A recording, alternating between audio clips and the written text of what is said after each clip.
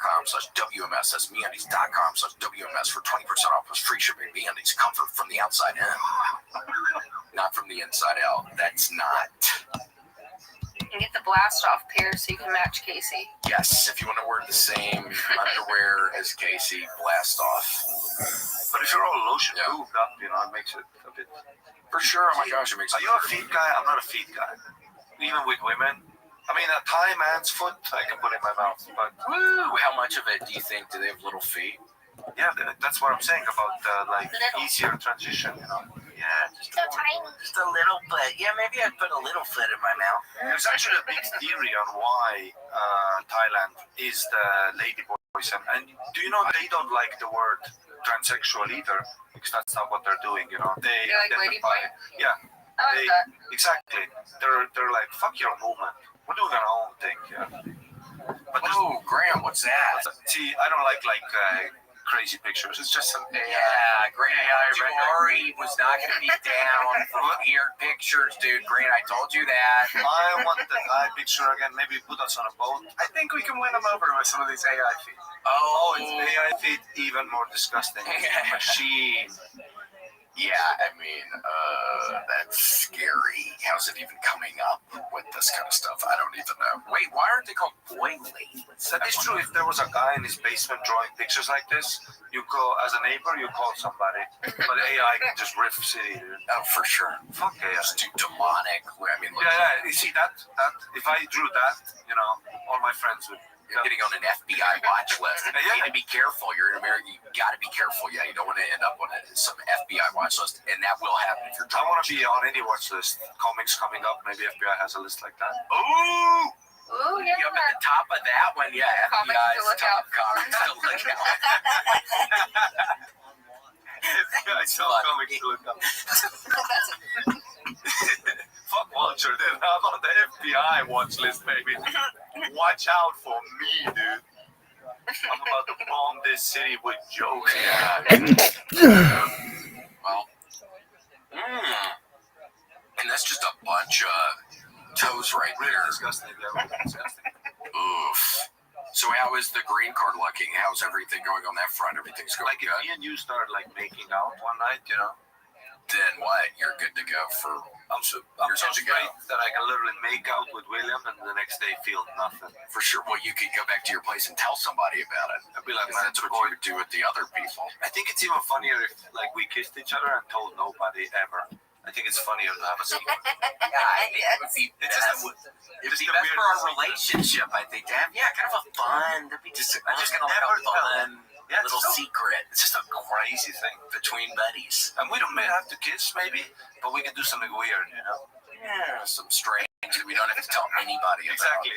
Yeah, nobody has to know. We just touch each other one time, You'll be doing crazy. Yeah, not for long, but it'll be our little secret.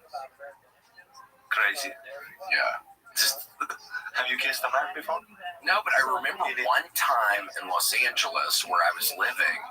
I was living right behind a CVS. It was a wonderful place where I would do the Kill Tony's a lot on Monday, and I was off on Tuesday, Wednesday, so I just get fucked up and drink and do cocaine all night looking at the CVS through the fucking chain link fence with the razor wire on it. It was kind of a beautiful little area back there. I loved hanging out back there. And there was a guy that lived above the apartment that I lived in.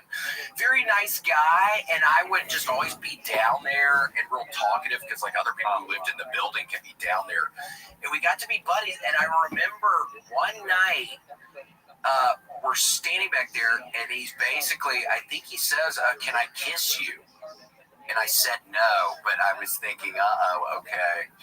Not that it matters, but I just said no. And then the relationship kept on going for it. He was always still friendly with We were still friendly. Too, Yeah, because I don't want to make it. I didn't give a shit. He was drinking a bunch. I didn't give a shit, but yes, I did that. I can't remember his name. I've been doing well. He was a nice guy. I remember. He lived with his sister. Lived with his sister.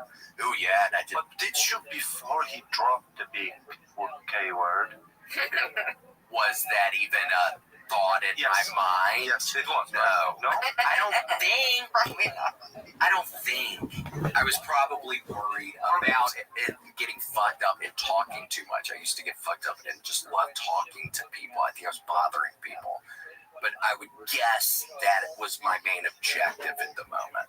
For me, every time the big K word has come out with a guy, Yeah. or do you want to go, oh, something we don't want to see the big O? Ooh. I've always seen it coming.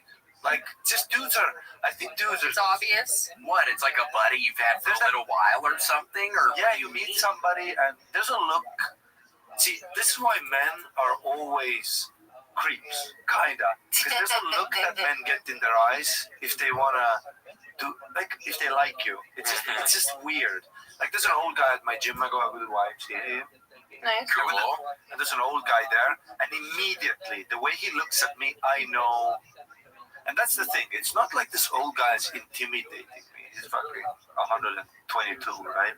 Right. But it is a bit uncomfortable when somebody gives you that look. And he started For talking sure. to me, and in my head, my first thought is ETA. Till something drops, ETA. Before you know it, I work out 30 minutes, I go to the sauna. It's an empty gym. I go to the sauna, I'm in the sauna. Yeah. I hear the wardrobe door. Not the wardrobe, The sauna door. no, where do you change clothes? The gym or the locker room. I hear the locker room door open, and in my head, I have this thought. I go, I bet it's 5 seconds later, the door opens, it's the old guy. Like, I just knew it. I just felt it in the air. Is he like naked in the sauna? No. I would want to be naked. Absolutely. I hate clothes in a sauna. It's disgusting. Were you naked in the sauna? I can't because it's a mixed sauna there. And it's with the YMCA. It's not hot enough. I have to be there for 2 hours. Yeah. But he comes in there and, sits down. And the Today, sauna I was quietness is always... University. I know something's coming. So it's like, where you're from. How long you've been working out. Once you ask me about my which I've body... studied quite a bit. It's about the So what does he end up saying? Does he end up saying anything after he asks about your working out? I mean, it was nothing serious. He blew me, and we just...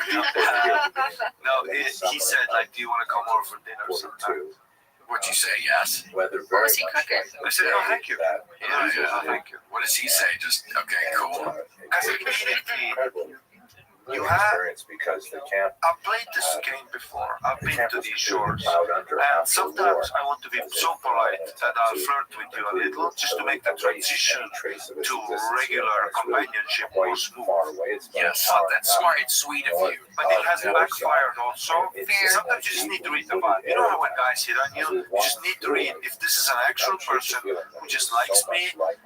Could I be, like, if it's a Joe Nickens asking you out, you're going to make a smooth transition. You're not going to tell this guy. But if it's some guy from the corner, and you can tell, this guy, Some guy from the corner. yeah, Who's been watching. exactly. There's no way you can say, there's no, you got to shut it down. And this old guy was a shut it down kind of guy. Yeah. And I just go, no, thank you. And then it's quiet for a bit, Then it's just weird. Welcome to America. Yeah, to America.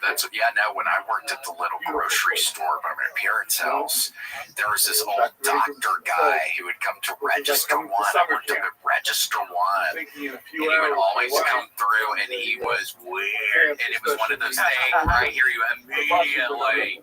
You're thinking, oh, this dude, 1,000%. And I swear to God, at one point he invited me over to eat at his house. And I said It no. was going down, yeah. It was strange. It was some old doctor guy, and he would always act weird. And I didn't really care. It's like, what do you do? Whatever. But it was strange. It was a little strange.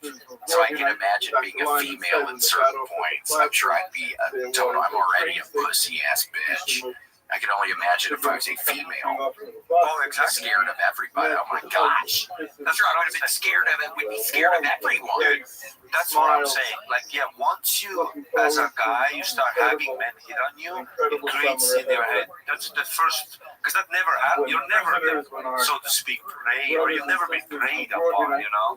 Like, just weirdly. And it's not, yeah, like this old guy's gonna fucking hold you down at the grocery store and fuck you up the ass.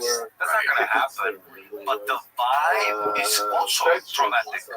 Like, It's kind of weird. I remember being in West Hollywood one time. I swear to God, with the guys who were at Mitzi's last night, two of my buddies who lived in Denver and then lived in LA, and we were at it was like a St. Patrick's Day thing, and it was one of the times when I was still getting real fucked up. And we went to some big gay bar because there were a bunch of people there. Yeah. And I remember getting this real weird feeling with some dude there.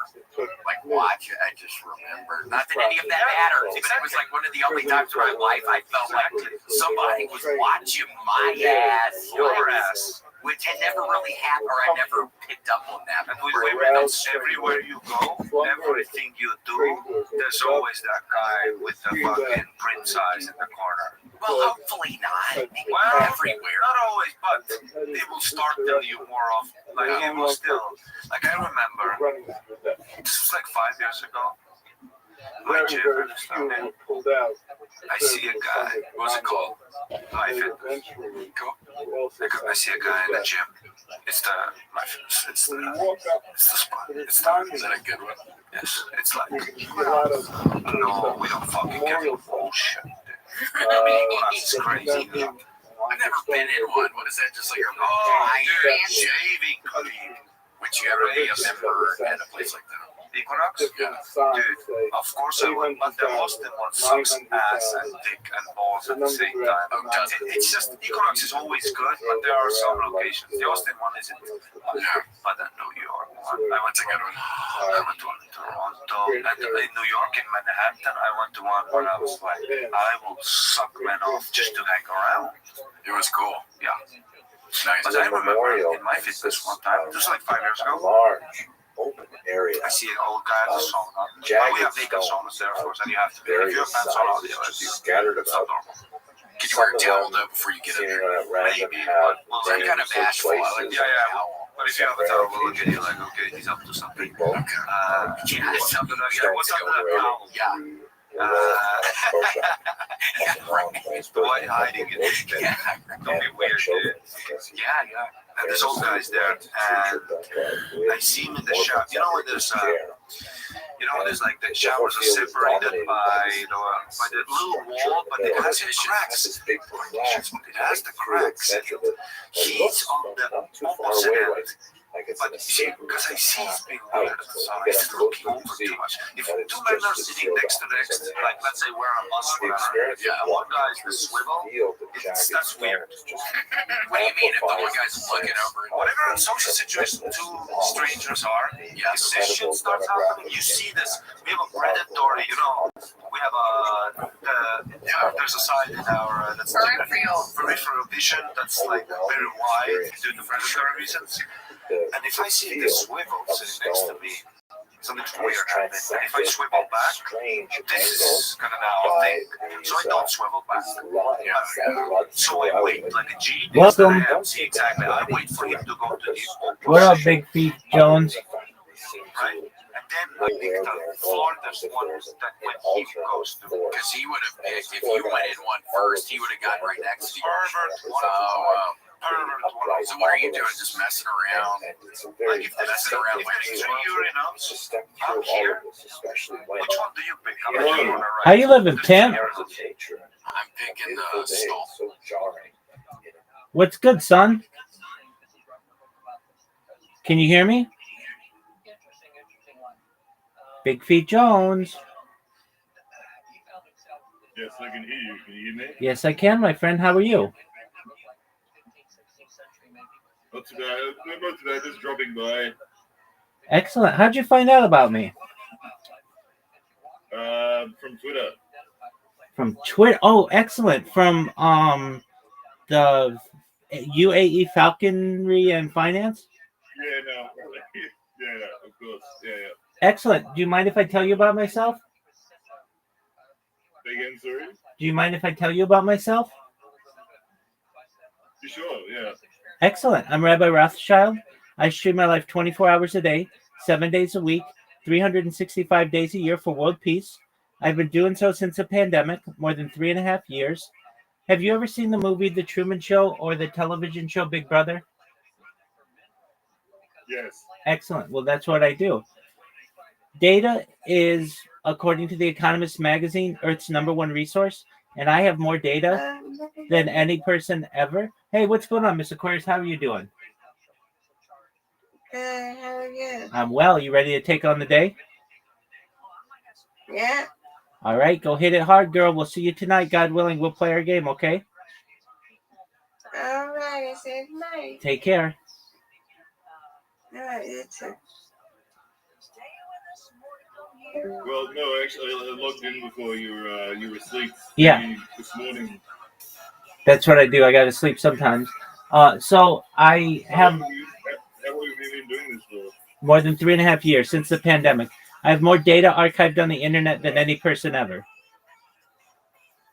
Wow. I have more social media than any person ever.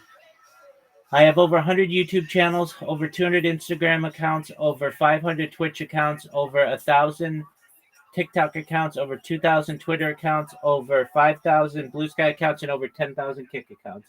I'm the most archived individual ever. And The Economist magazine stated in 2018 that data had overtaken petroleum as Earth's #1 resource, and I have more data archived than any person ever, which may make me a very influential person someday. And if that happens, I'm going to help you. I'm going to help your friends. I'm going to help your family all become independently wealthy if you're not already.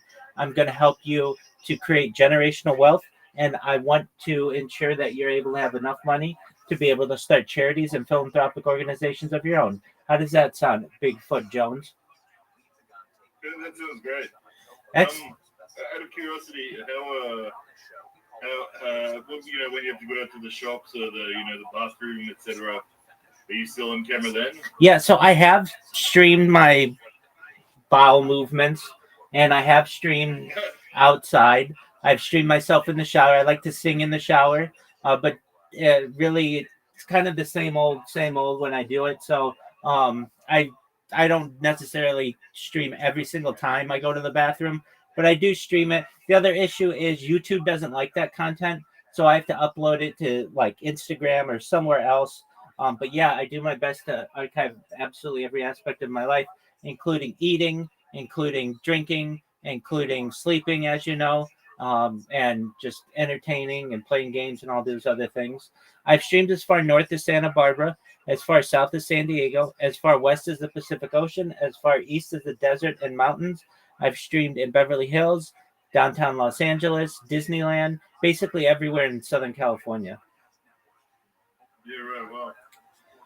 I do. Incredible.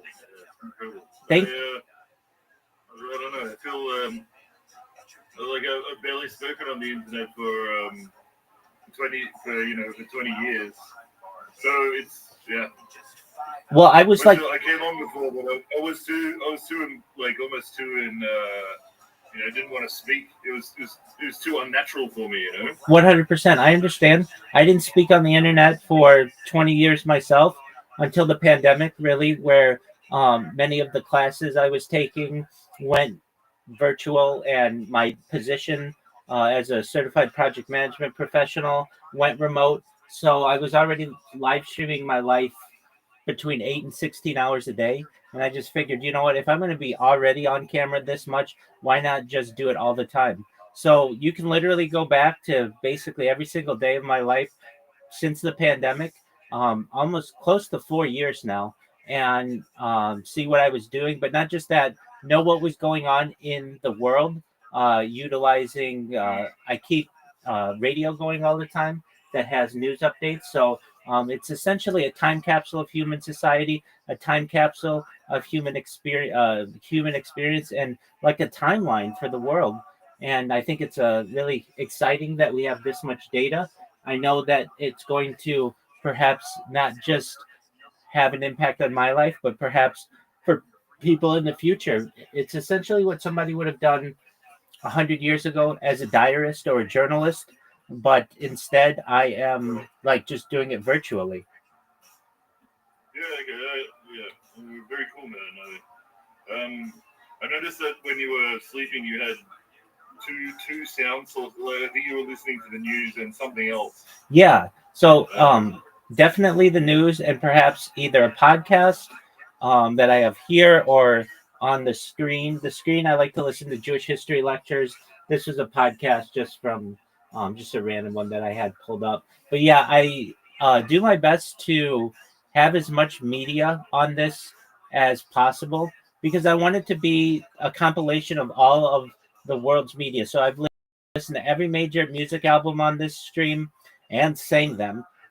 Basically every major song. I have every audiobook, watched every major motion picture and every television series from the Western world on this stream, so that basically in the future with AI, it'll be able to dissect my reactions to all of it. And I think it'll be very important for people in the future. I do this because I want to end world wars everywhere. I'm about peace. Additionally, I want to help with people who are hungry.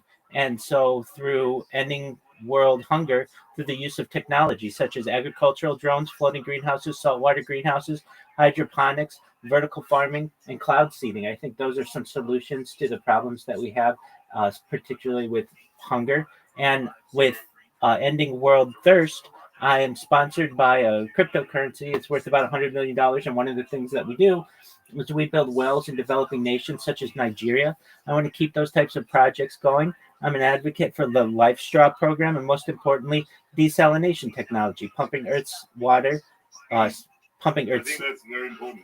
seawater Yourself. onto Yes. land to make it drinkable. So this gives me a platform to be able to discuss those topics, and then just general positivity. I talk about other things that when I go viral, I know are going to change the world, particularly with futurology subjects, things like anti-gravity, antimatter, faster than light travel, faster than light communication, things like quantum computing, cryptocurrency, things like de-extinction technology. People don't know this, but the first successful de-extinction took place in the year 2003 with the Pyrenean ibex, which was a goat located in northern Spain, southern France. Fast forward to the year 2021, a company out of Dallas, Texas is founded known as... Sorry to interrupt. You okay? Sorry, could you repeat that last one? Yeah, so in 2003, the first successful de-extinction took place. It was of a Pyrenean ibex, which was a goat located in northern Spain. Oh, sorry. Okay. Right. Yeah, no, of course. Southern France. Yeah, amazing. Fast forward to the year Keep going. 2021, a company out of Dallas, Texas is founded known as Colossal Bioscientific. They've made it their goal that within the next 3 years, by the year 2021, to reintroduce the woolly mammoth into the Arctic Circle using Asian elephant hybrids, which I just think is a mind-blowing goal. They recently made headlines with their dire wolves that they introduced. Joe Rogan has met them. They're about a year old. There are at least 3 of them as of right now. I'm additionally an advocate for their other projects, which is reintroducing the Tasmanian tiger, followed by the dodo bird. I think these are really exciting things that we're going to be able to witness. Additionally, some things that I talked about that are going to help you if you want, and this is all with your consent. So I don't want anything to happen to you if you don't consent to it, or anyone else who watches my streams for that matter. But if you want, you should know that I talk a lot about life extension, and I want to give you the finances that you need to extend what was when you were born the average life expectancy for you of about age 80 to age 100, 120 through the use of technology such as oxygen therapy, human growth hormone, stem cells, things like nootropics, cryonics, cryogenics, things like perhaps cold shock therapy, ambrosia therapy. Really want to get you to 120 years old, but then you may say, Rabbi, I've had a really good run. I don't want it to end. What do you got for me next? And the next type of technology I like to discuss is what's called mind uploading technology. This is the idea, again, with your consent. If you want, we can scan your brain into a computer, knowing where every atom is in your central nervous system and your peripheral nervous system for later download as an android, an avatar, a cyborg, a cybernetic being, a clone of yourself, a robot, an ethereal being, whatever you want to be. But essentially what I'm saying to you, I've thought a lot about that. Yeah. Like let's say for instance that it was possible to scan someone's brain. I suppose what is the question of whether or not that person will be? It's the same person that For instance, it's the same the teleportation problem, are you the same person as the one who teleported through the teleport, or are you just a collection of different electrons which can really accurately mimic the person who on the other side was killed? Do you know what I'm saying? Absolutely, yeah. So this goes to something known as the ship of Theseus paradox, which means it's the idea. Right. It's the idea that you have a ship in a dock, and you take that ship apart piece by piece and rebuild a ship right next to it. Is it the same ship or is it a different ship? You tell me. Okay. Yeah. I mean, it's a very good question. Myself, I would be very afraid to go through a teleporter, for instance. That's okay. I mean, because if you do that, I think there's an old. if you do that, if you do that, essentially you have to kill yourself. Yeah, exactly. Yeah. And you have to have a lot of trust. Yeah, I mean, You have to have a lot of trust in the system that it doesn't glitch and that you will end up exactly replicated on the other side. yeah, for sure. I'm extremely interested in it. I follow that dude. What's his name? Brian. Sorry, maybe a mind blank here. Brian Johnston. You know? That's okay. Excellent. But you know, like one of the things I would worry about is how he's a billionaire, obviously, Right. and not everyone can get their plasma sort of changed out. If they're sort of, relatively working class, I guess. Right. That's ambrosia therapy. And this isn't going to be for everyone. Unfortunately, I'd love to be able to tell you, Bigfoot Jones, that I'd be able to help every single person in the world with all of these issues. I'm just one person. I know that I will be able to help a huge contingent of the population, perhaps as many as 10 to 20% of the world.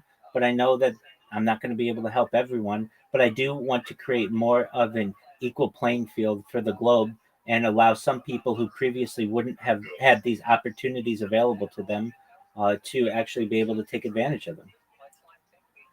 I'm looking through your about list.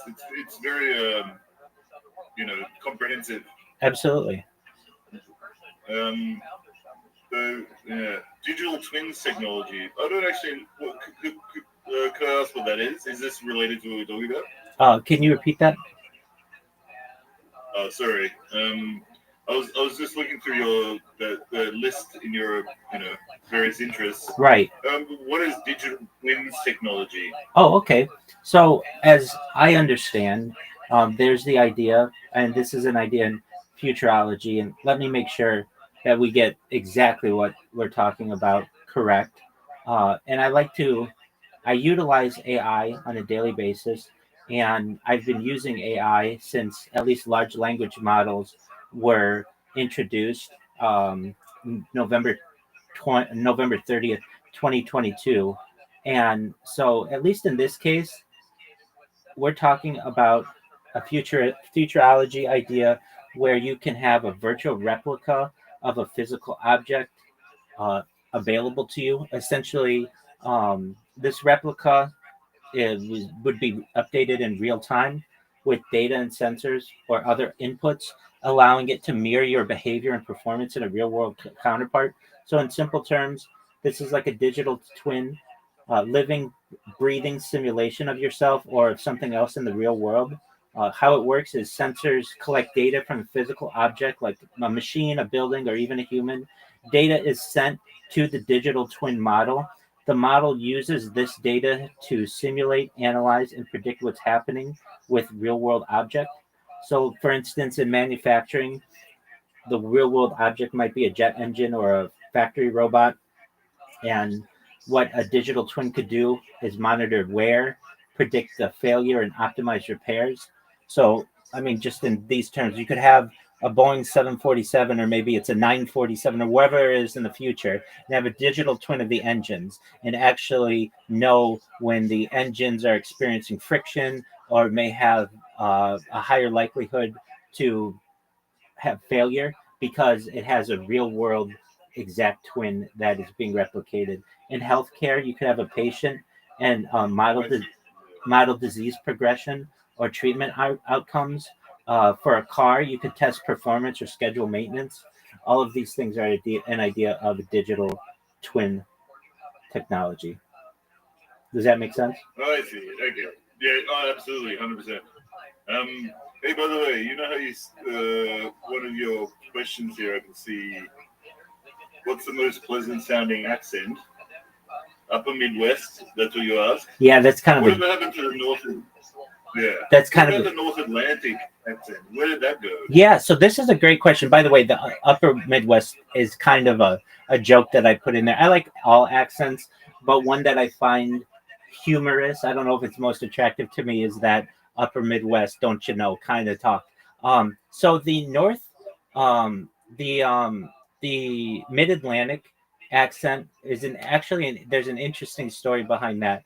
So it was taught in boarding schools, particularly on the East Coast, as a type of anti accent. Basically, people from the South could send their children there, people from Brooklyn, people from New York City, people from the Northeast, and they would teach a type of English that was considered neutral, particularly to both an American and a British audience. Because those types of boarding schools have gone by the wayside, this type of accent is no longer as prevalent, but you do have this type of accent. People like Audrey Hepburn had it, Catherine Hepburn had it, Kelsey Grammer has it. It's not British, it's American, but it does have this proper type of grammar and proper type of usage, or at least proper sounding. So it was basically a way for Americans to be able to give their children a neutral accent to sometimes even disguise from where they were originally. Oh yeah, I mean, yeah, I had read that. I truly love that accent though. It's a real shame. Where are you from, by the way? I'm based out of California. Oh, okay. I'm from Australia, so it's not time for me. Excellent. Somebody from Australia. I've had this feeling. I had a dream many years ago, not many, but like 4 years ago, that somebody from Australia was going to see what I did on Twitter, and I was going to go viral because of them. So you might be that person. I do get some people from Australia in here, but basically, I had a dream 4 years ago, and it was a very powerful dream. And basically, in the dream, it was like you're going to be the most documented person in the world, and somebody's going to post something about you on Twitter. Somebody's going to see that, and what's going to excite them is reading my about section, exactly what you just said. So it may be you, it may be somebody else, or it could have just been a dream. But I do talk about a lot of things that I think are going to change the world. One of the things that the falconry person, UAE Falconry, discussed was Santa Claus machines. I think this is something that's fascinating. The idea, it's like a replicator, basically like a 3D printer, but instead of using plastic, you can use any element. And these are things that are going to come to fruition while you're alive and while I'm alive. And if you've never heard the term Santa Claus machines, that's something that certainly is going to come to fruition.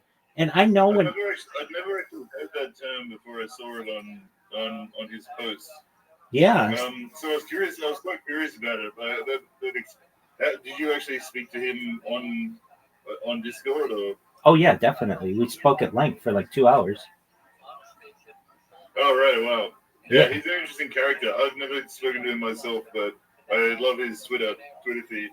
Yeah. So essentially, as I consider Santa Claus machine, imagine the periodic table of elements having like almost like atoms built up, where that could basically print anything that you want.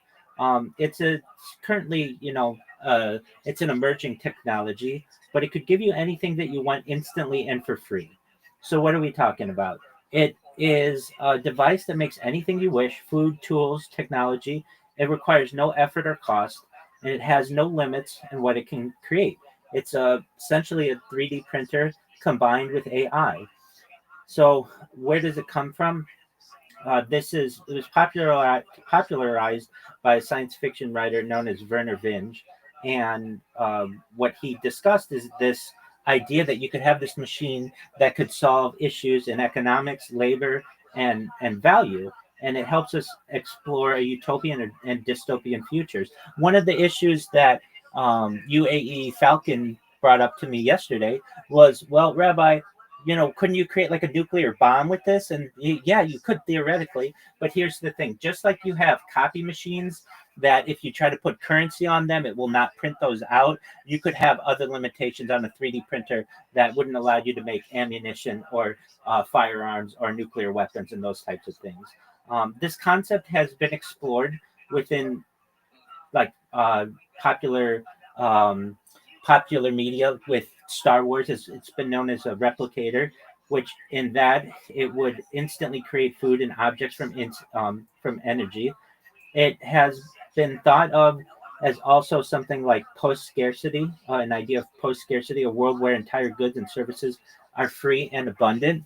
And I don't feel it's that far away. One thing before we continue on this, we talked about mind uploading. They're already experimenting with mice and being able to transfer memories of mice. If they're already doing that within the next 10 years, we may start to lead into things like mind uploading with humans, with people who volunteer for this. I mean, when I started this stream, the idea of brain computer interfaces was seen as science fiction, but we had the first successful brain computer interface through Neuralink with a man named his name is Nolan Aspro. He's a quadriplegic person who can play a video game better than both you and I combined.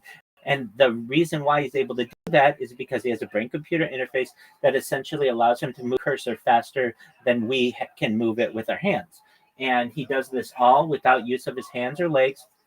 And we've had then the second Neuralink implant be created. Now we're at half a dozen of them. And they've even created a helmet that allows you to use a computer cursor without needing any type of implant. We're already moving that quickly. And that was science fiction when I started this stream. And now it's absolute science fact. And moving into the Santa Claus machine, when people start to hear this, the name alone is going to make people excited. Hey, did you know that there's a rabbi who streams their life 24/7, and they talk about all this futuristic technology, and one of the things is called the Santa Claus machine? Oh, what's that? It's essentially a replicator that you would see in Star Trek, but it allows you to make anything that you want. It's essentially a 3D printer that utilizes AI and the periodic table of elements to be able to create anything that your heart desires, all for free and instantly. That's going to change the world itself. And many of these topics. Oh my god! I mean, of course, but I mean, like I really especially like years ago, I was very much into sort of these sort of futurism, transhumanism, and so on and so forth. Absolutely. But as we get closer and closer, I'm kind of getting a bit cynical, I'm afraid, because I keep just thinking that for one, it will be sort of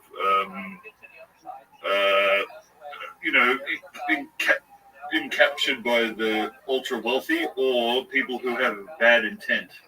So you seem to have very sort of, as do I, have sort of are an optimist. But there are so many sort of bad people in the world who have access to these technologies who might be the first early adopters of these technologies who are going to sort of turn it to bad ends. What do you say about that? Absolutely. So I think that I give those people, let's talk about who runs the world, who we're talking about.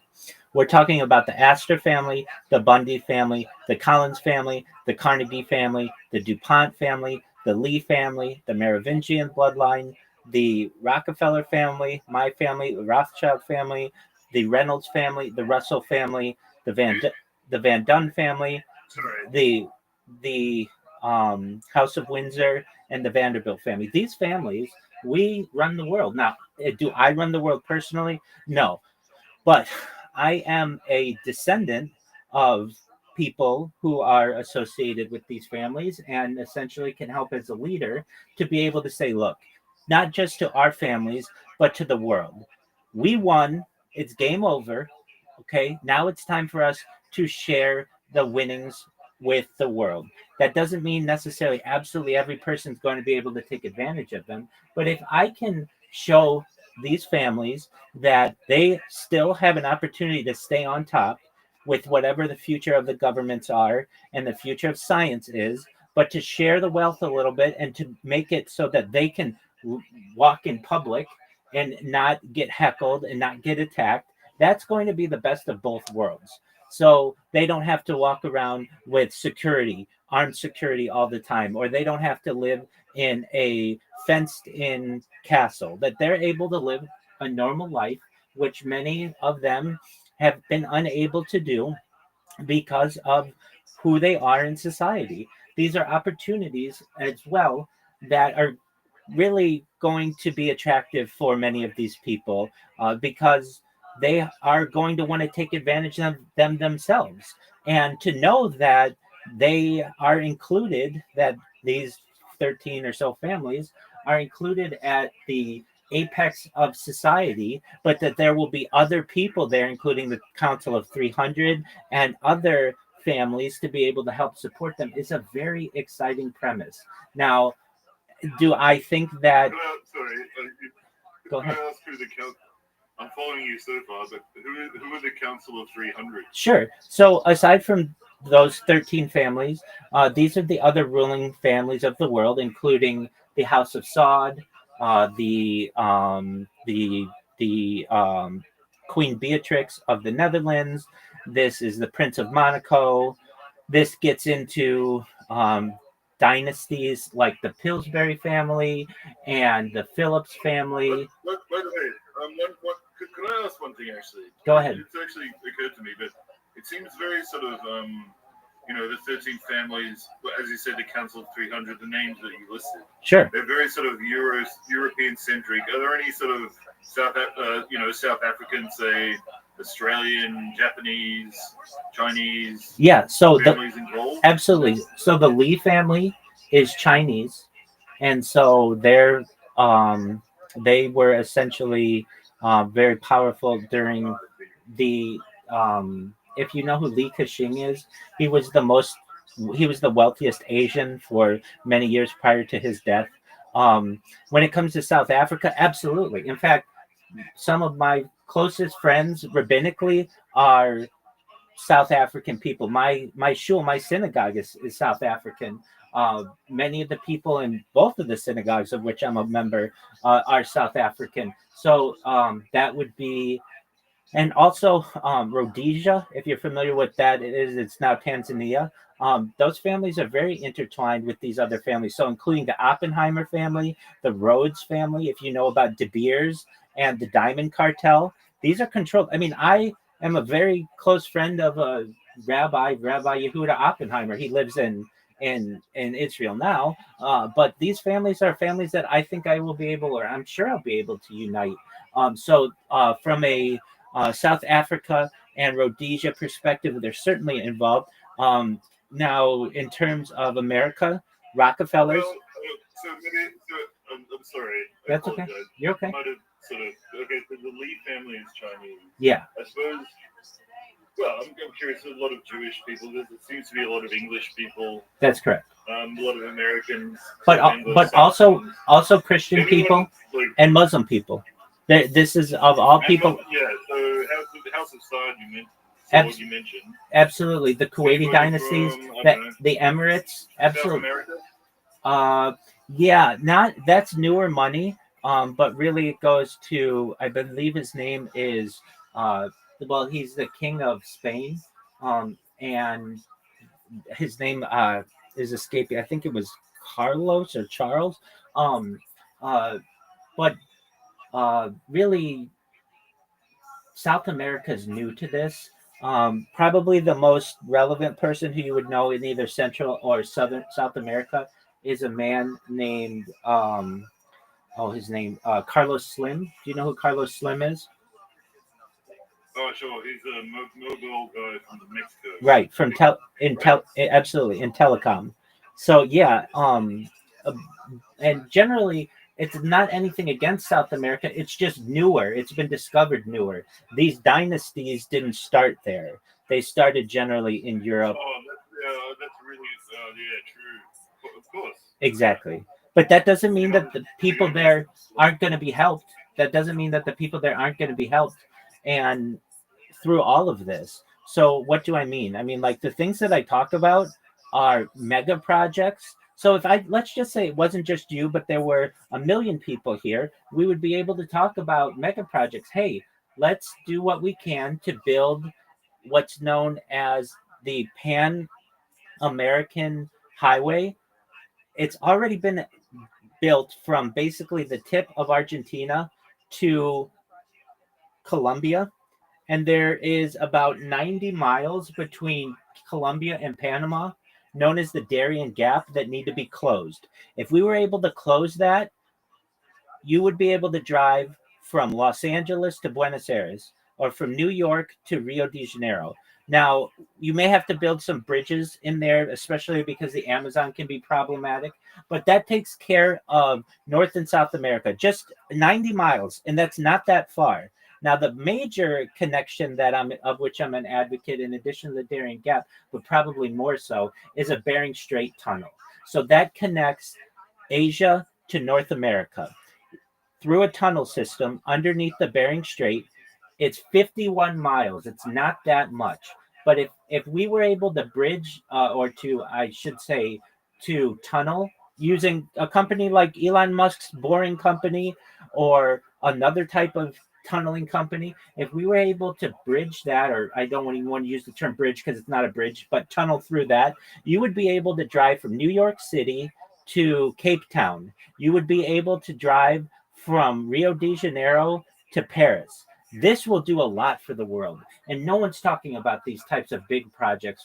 We're too focused on that which divides us. And I understand there's a lot that divides us, but I'm about uniting people and I'm about promoting that which unites us. These types of projects would change the world. Other things that would change the world, a space elevator, so that we don't have to keep pushing rockets to space.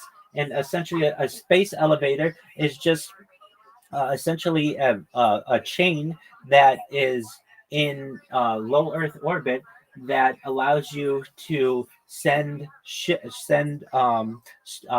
goods and cargo into space without the need of a rocket system. There's already one of the things that I talk about is something known as space tourism, which has been started with Blue Origin and SpaceX. But there's already a discussion to have a space hotel in low Earth orbit, and one of the ways that people may be able to get there is through a tethered system, which is known as a space elevator. These are things that you just don't hear anybody talking about, and they're things that I've been talking about for years on camera, and I think will be very exciting to the people of the world when they hear them. Oh, 100%. Yeah, the space elevator I've thought about for many years. I mean, technically it's very challenging, but realistically, can it happen? I'm not sure, but there is. So the big issue with this is the tensile strength of the fiber that you use, exactly, yeah. and so we just need improvements in carbon fiber. And there's a way that you can create even stronger carbon fiber than we currently have. Just for a moment, and I'll get you the answer. Yo, dog, what is the type of carbon fiber that you could need, and how do you make it to be able to create a space elevator?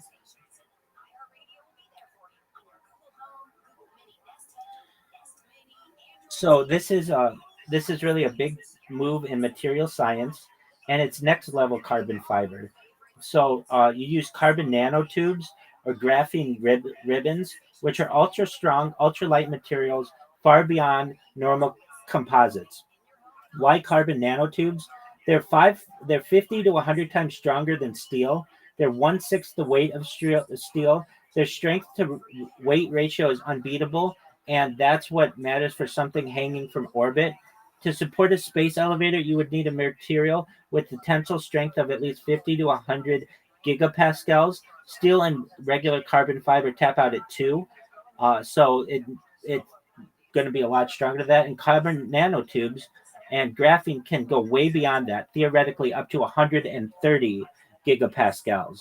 So how do we do this? We use carbon vapor deposition it's known as CVD. You heat up carbon-rich gas and grow nanotubes on a substrate. It sounds easy, but making the long defect-free CNTs is incredibly hard. But here's the thing: we have AI that can help to oversee all of this to ensure it's done absolutely perfectly. And we didn't have this 50 years ago, 10 years ago, or even 5 years ago like we do today. And then you spin them into a Well, cable. I suspect that it might be some sort of future materials technology that we don't even know yet. It could be carbon nanotubes. We That, never know. that's what it is. That's what it is. I mean, science fiction writers have talked about that. Engineers talk about that. That's what it is. And these things are starting to be able to be created in laboratories. And once we have them, you spin them into a cable. You bundle the nanotubes into aligned threads or ribbons. The techniques include wet spinning, dry spinning, and force pulling. A problem exists where spun CNT cables often have gaps, twists, and weak points that drastically reduce their strength. However, with AI, we can have all of this overseen and ensure that we are able to fix any issues that they have. You layer these CNT threads into a mega ribbon that's thin but crazy strong. And then what you can do with the space elevator design constraints, it's got to stretch from the equator up to geostationary orbit, and it needs a counterweight beyond that. The base must be a stable equatorial platform like the ocean or land near Ecuador. But we're getting there, and you might be able to see that within the next 20, 30, 40 years. And that's an amazing accomplishment. I mean, we're talking about being able to take people into space safely. Not that we can't already do that with rockets. We can already do that with rockets, but this would allow for major building projects to be done into space. Hey, Rabbi, I soon have to go and make some dinner myself. But can I ask one more question? Absolutely. So 13 families, the Council of 300. Where does Russia and Putin fit into all of that? Yeah, so he would probably be towards the lower end of the top 1,000 people, wealthiest individuals in the world. And when you look into these things, they become dynasties. So who are we talking about? We're talking about Putin. We're talking about Musk. We're talking about Bill Gates. We're talking about Jeff Bezos. But they aren't the richest people in the world, as you're probably aware. There are dynasties that have been around for hundreds of years that are wealthier than they are. However, they are major players in the public view of finance. So if you're asking where would Putin fall, his net worth is not publicly. Well, they'll say he's like a 2 billion, perhaps as much as 20 billion, but he's probably has about $100 billion in holdings, which puts him in the top 20 or so wealthiest individuals publicly known. But in terms of the top 1,000 people in the world, that probably puts him around number 950 to 980 or so. I see. But he's like, okay, so, oh man, I mean, there's so much to cover. Yeah, right. Well, look, hey, man, hey, Rabbi, I should probably go. It's getting quite kind of late. That's okay. I understand. I'm going to bed now, but maybe I'll drop by in the next few days, Absolutely. a week or whatever. Say good day. Absolutely. You're always welcome. All I ask, please just tell your friends, okay? Oh, sure. Yeah, I will. I will tell Wonderful. my friends. Excellent. Take care, my friend. Peace. Yeah, you too. See you around. Pleasure to meet you. Take care, Bigfoot Jones. Likewise. Thank you. Yeah, no worries. Bye-bye. Bye. Tons of articles in there. We've got all the information you ever want. What the next shows are coming up. What the past shows were. Okay. I'm picking the stall. But if He's there's shy. He's not going next. if there's only three, yes. I He's would going get in this far stall. away. If I would get if as I'm in far the away. third one, you go to the first one. That's universally known. Yes. If you pick the second one, you want to suck me off. That's the international rule of, hey, I want to suck that you What would off. happen if somebody did? If you were peeing later on today and somebody went up beside you in the urinal, what would you do? Would you look over? Would you say something? Yes, I would say thank you, but no thank you. What if they just made an honest mistake? What if they just feel more comfortable TTing closer to somebody? I just go, No, you're not gonna suck me off. If you look over the first ones, and it has the bag over it. It's like not. They had no choice. Yeah, in the sketch, that's what. I just go, hey man, I won't suck you off. Out of order. So I think the farthest one, shower. And then I look through the cracks. Through the cracks, I can see across from the hall. Because all the separating parts, they're all exactly the same. So there's it's like looking downstairs from a really long, So I see, and all I see is his eyes looking straight to the thing, and he's holding his dick. No, Doing something. Kidding. No. Looking at your ass. If you You made eye contact? Yeah, he was looking through it. Do you say anything to anybody at the gym, or it's not? What do you do? See, now that is surprising because you know what I did? I just went home, but I was about to go down the stairs at the sports club, and the administrator is my friend actually. I know her. She's like a good friend of mine. But I'm like, actually, it's weird, right? It's an old guy, but that's how sexual assault can also work. It's just a weird, intimate thing that we went through that is not comfortable for me to recall immediately. And I start going downstairs and I go, oh no, I have to talk about it. It's just to get it out. Yeah. It's kind of like, and then we laugh because it is funny, but if I wouldn't talk about it, and let's say I'm not a guy, for me, if I see crazy, I've always been a guy, like, I laugh, I'm not like, I won't be this, aggression is not my line of defense, usually. For me, it's always you. Like, even then, I kind of laughed, and he was all weird. I just go, or something, he's all, gets weird. Yeah. So that's how the first time I was like, holy shit. But then, that's not the only time that people have jerked off.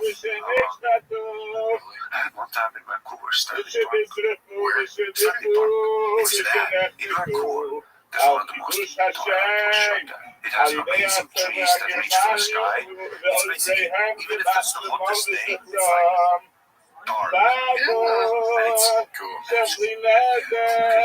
Because it's such a thick forest that it's beautiful. And sometimes you see it, it's like, because I watched it, it's British Columbia. It was beautiful.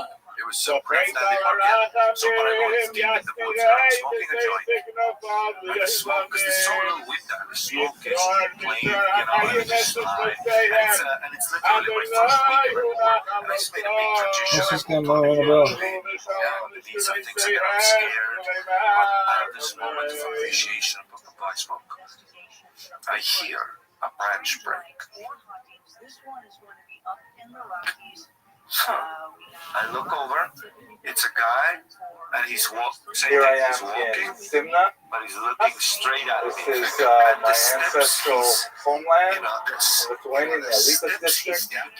This is the first time any member of our family has been back here in 100 years since my grandmother left.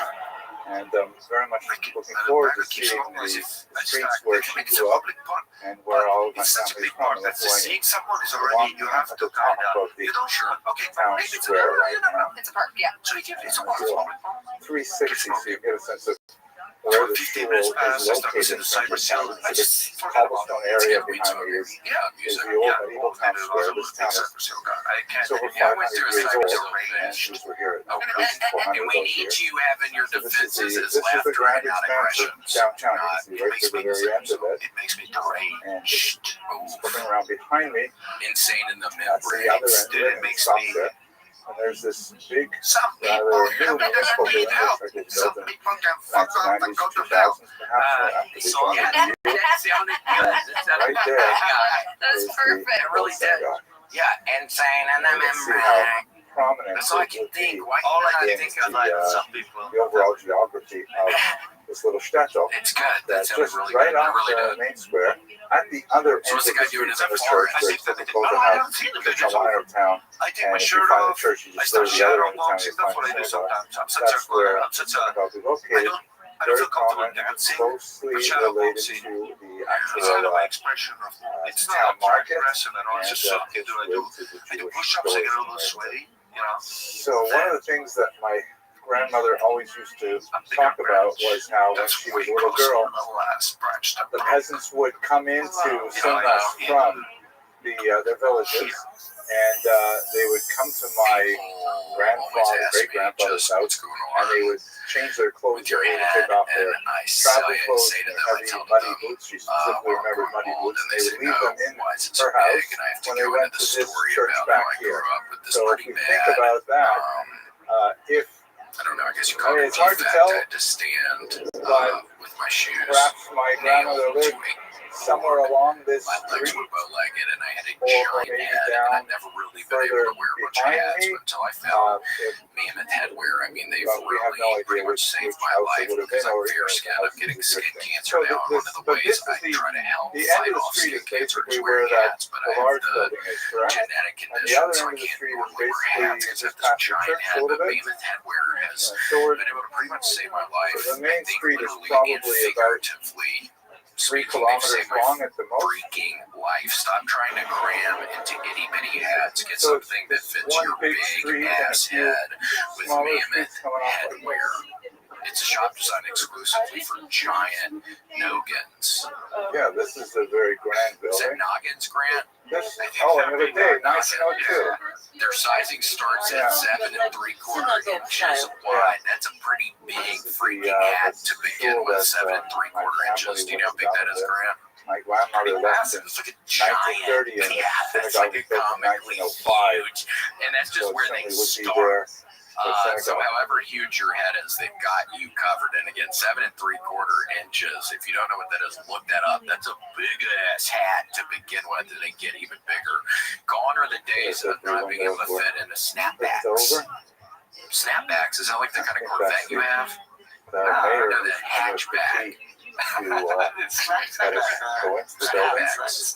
Oh yes, and beanies and trucker hats. They have everything. Mammoth Headwear is here with cool stuff that'll fit right. They've also got a 30-day perfect fit guarantee to ensure that you're totally satisfied. Head to mammothheadwear.com and use code WMS for 50% off and free shipping on US orders. That's mammothheadwear.com, code WMS, or click the link in our show notes. Give that giant head of yours the gift of Mammoth Headwear. Saved my life. Yeah. Дуже цікаво. Дуже прекрасно.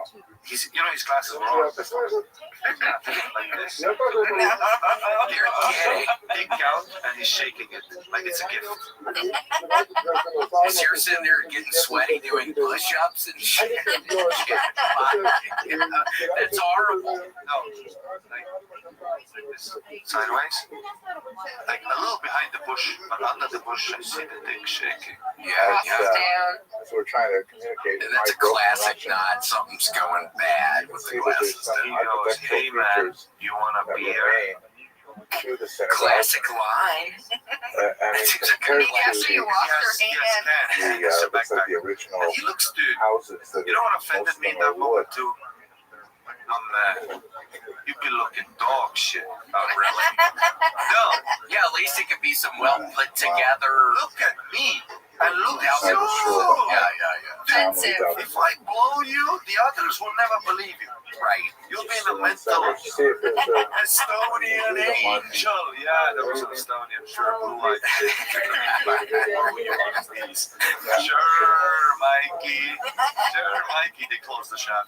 I know. Oh.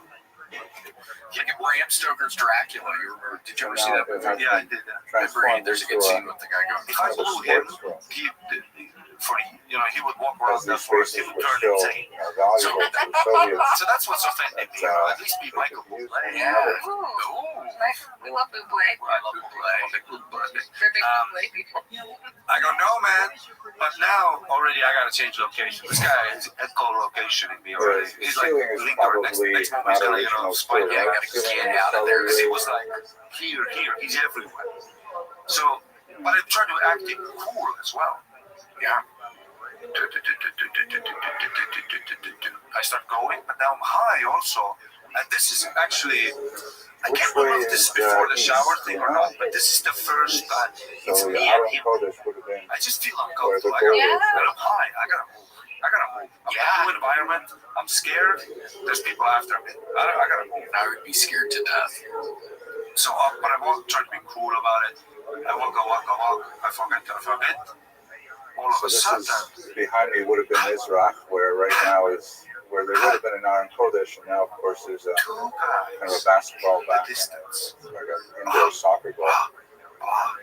Gives me a certain amount of nefesh to be in here and imagine what He's got like long hair. The other guy's holding it like I would with a my chick, you know, family when when you it hold the was back of the hair, intact and and he's functioning. like, It gives you some sense of the Welcome to depth of the Vancouver. loss. dude, in the distance. Damn, I changed direction, dude.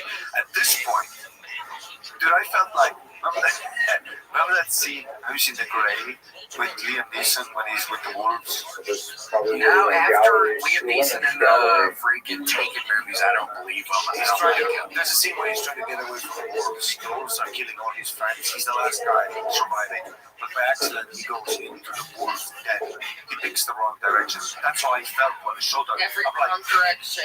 I'm in the Mecca. Like in The Shining, where Shelley Duvall's trying to get through and she's seeing all the ghosts of the people. Oh my God. Then I see Oh, roads. just the smell of the Because wood. now I've changed direction immediately. By the way, they also noticed me. And they continued like as if I'm the rude Well, guy. what would they do? What Well, is you done might here? have been in that You situation. could have looked and just blah, blah, blah. So, yeah. So now I find the road and I see another guy walking there. And my first thought is, oh my Ah, God, okay. this is my hell now. I have I tell you, to, is I it don't a know, machine? This is suck my way where out. the women would sit Yeah, you're originally? stuck in that farm. Where they built new walls? So that new guy was going in there to get some New guy, immediately I see new guy. Yeah, that's me. That's me. Looking at all those gay guys. I gotta get out. Yeah. So new guy. But that's my thought because I see how the new guy. But then he's got a kid's wife. He's just taking a walk. No, it's a That regular was like guy. the I also boundary gave here him where because I stepped. You know when there's a road in a park, like These, a road, like a passage, then windows somebody here? jumps out of the bush. That's a bit weird too, huh? Yeah. And I look at him and he kind of stops the Почему and in my head, закрыты такие? there's a Why German do we family. close I'm them? like, take out it. I'm not here to fuck. Yeah. But then for him, I also think like, holy shit, he might see something now. Stay tuned. I don't want to. I didn't say anything, but I wanted to be like, stick to the path. Stick to the path.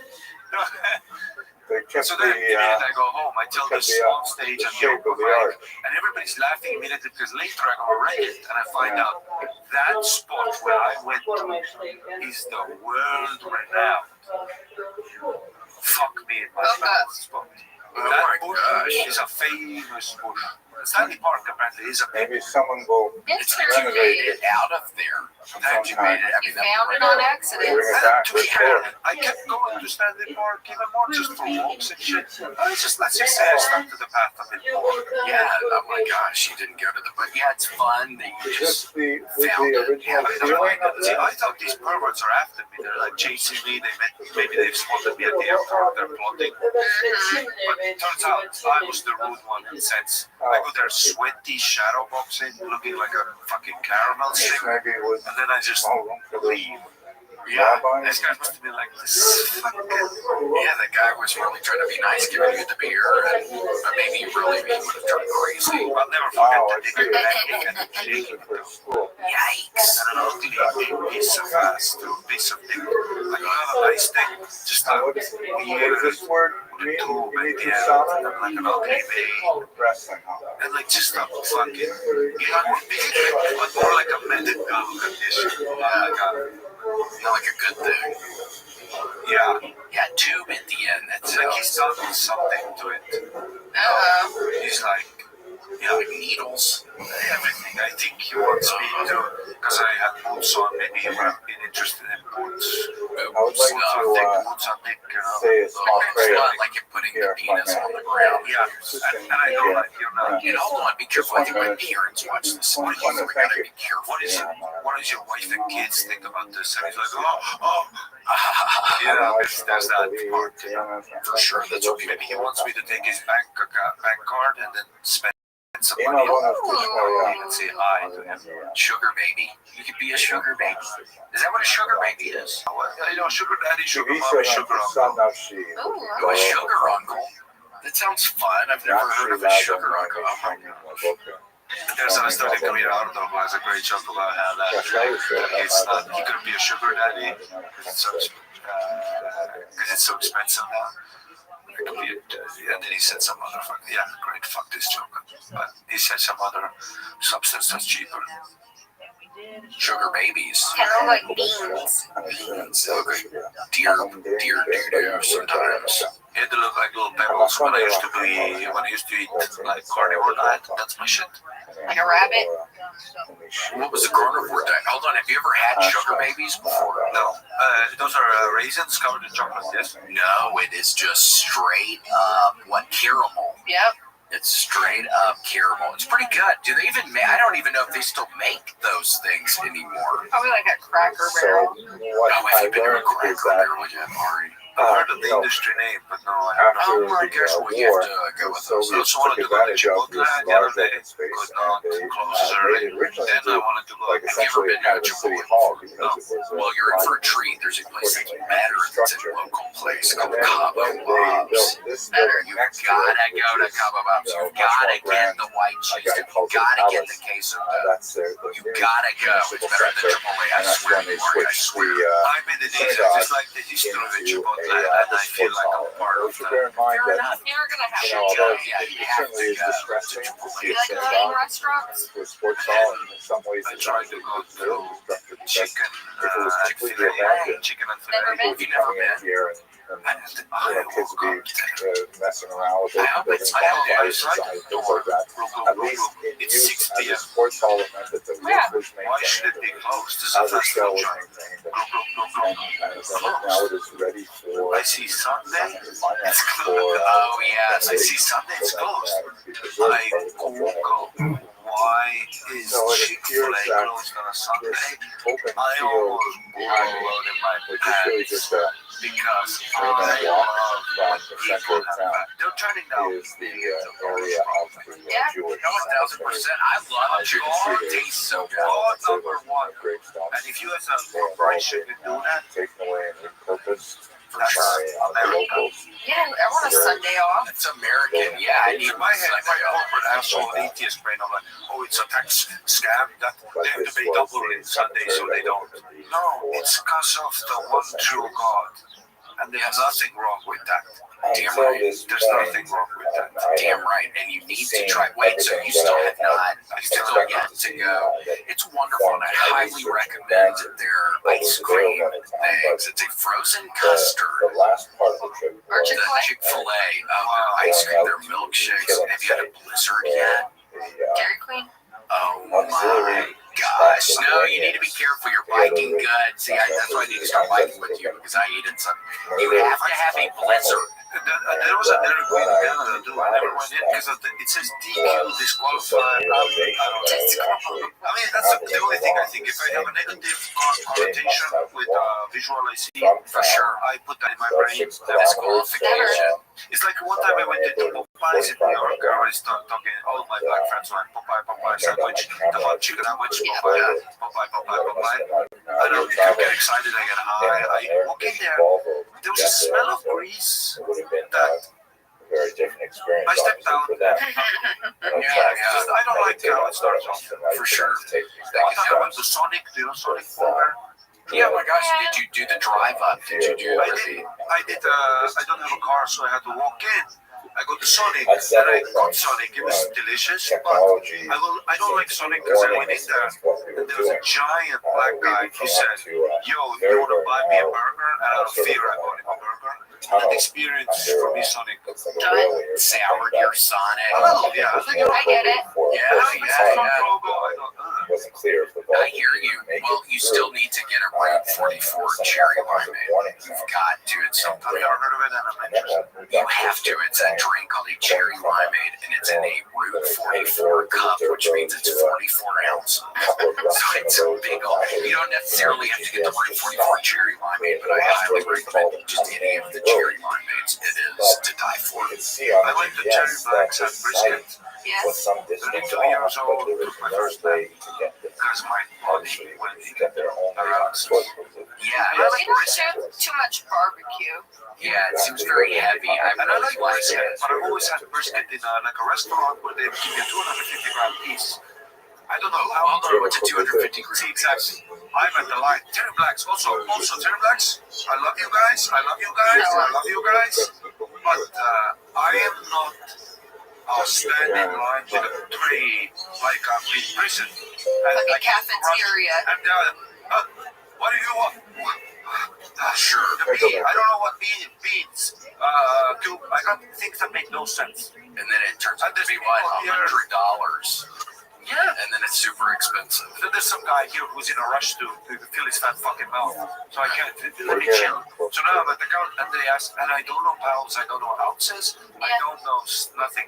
And he go, what's the unit that they usually ask you? How many pounds? Pounds. Yeah. Ounces. So he goes, how much brisket do you want? And I just go 2 pounds. And that's a lot. 2 pounds? Yes, it is, right? Yes. Like half a pound would be You a can good meal for a man. Yes, like I this, think right? so. Yeah. I go 2 pounds. And I just eat 2 pounds. You ate all of it. Yeah, I mean, I can. I'll eat as much as you want. Leftover. I'm always like that. No, I never take stuff from restaurant. I'll just eat it. Not really. I could be one of those. You know those when you go to like a diner and then the wall of shame, Competition. wall of fame, wall of shame, wall of fame. Like biggest Yes. burrito eater. No, this is not like time limit. Eat this breakfast. Yeah, eat this many wings I've or done those whatever. like this at the end of the plate. Oh, That's how I've always been like. Oh, really? Yeah, I had a fat big sister and ate everything. So I had to be quick. How's she doing? No, she's actually always skinny, but it's just funny to say.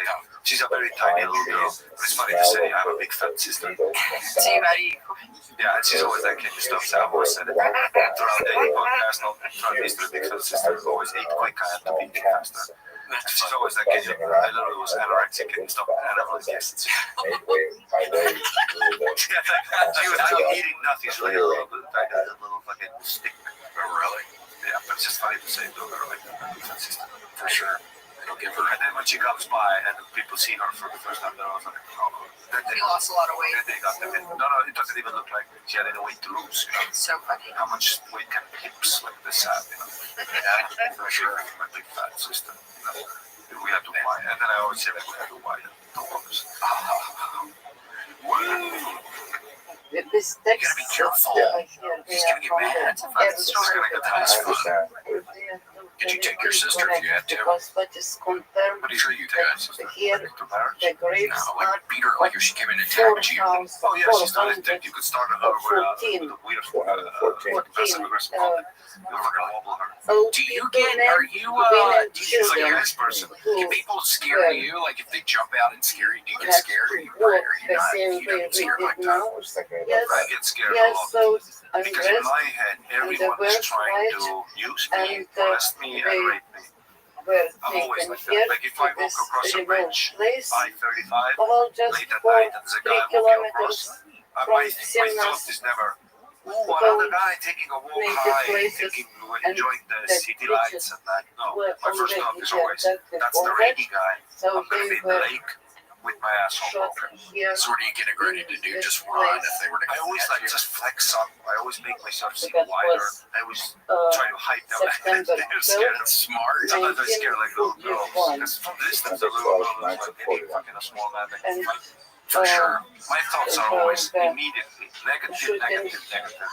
where they were shot You know what by happened to me? well, Yeah, did something happen? Why do you think you feel that way? Lithuanian This was a month ago. I've There never had was anything like this some happen. Kaunas I came live by Riverside. I just moved to Oh, Clarksville. I live by Riverside, officer which in a really nice house. I just rented something There were because I was several with Germans this transition as to well moving here. I participating left my in friends, organizing, my family, you and know.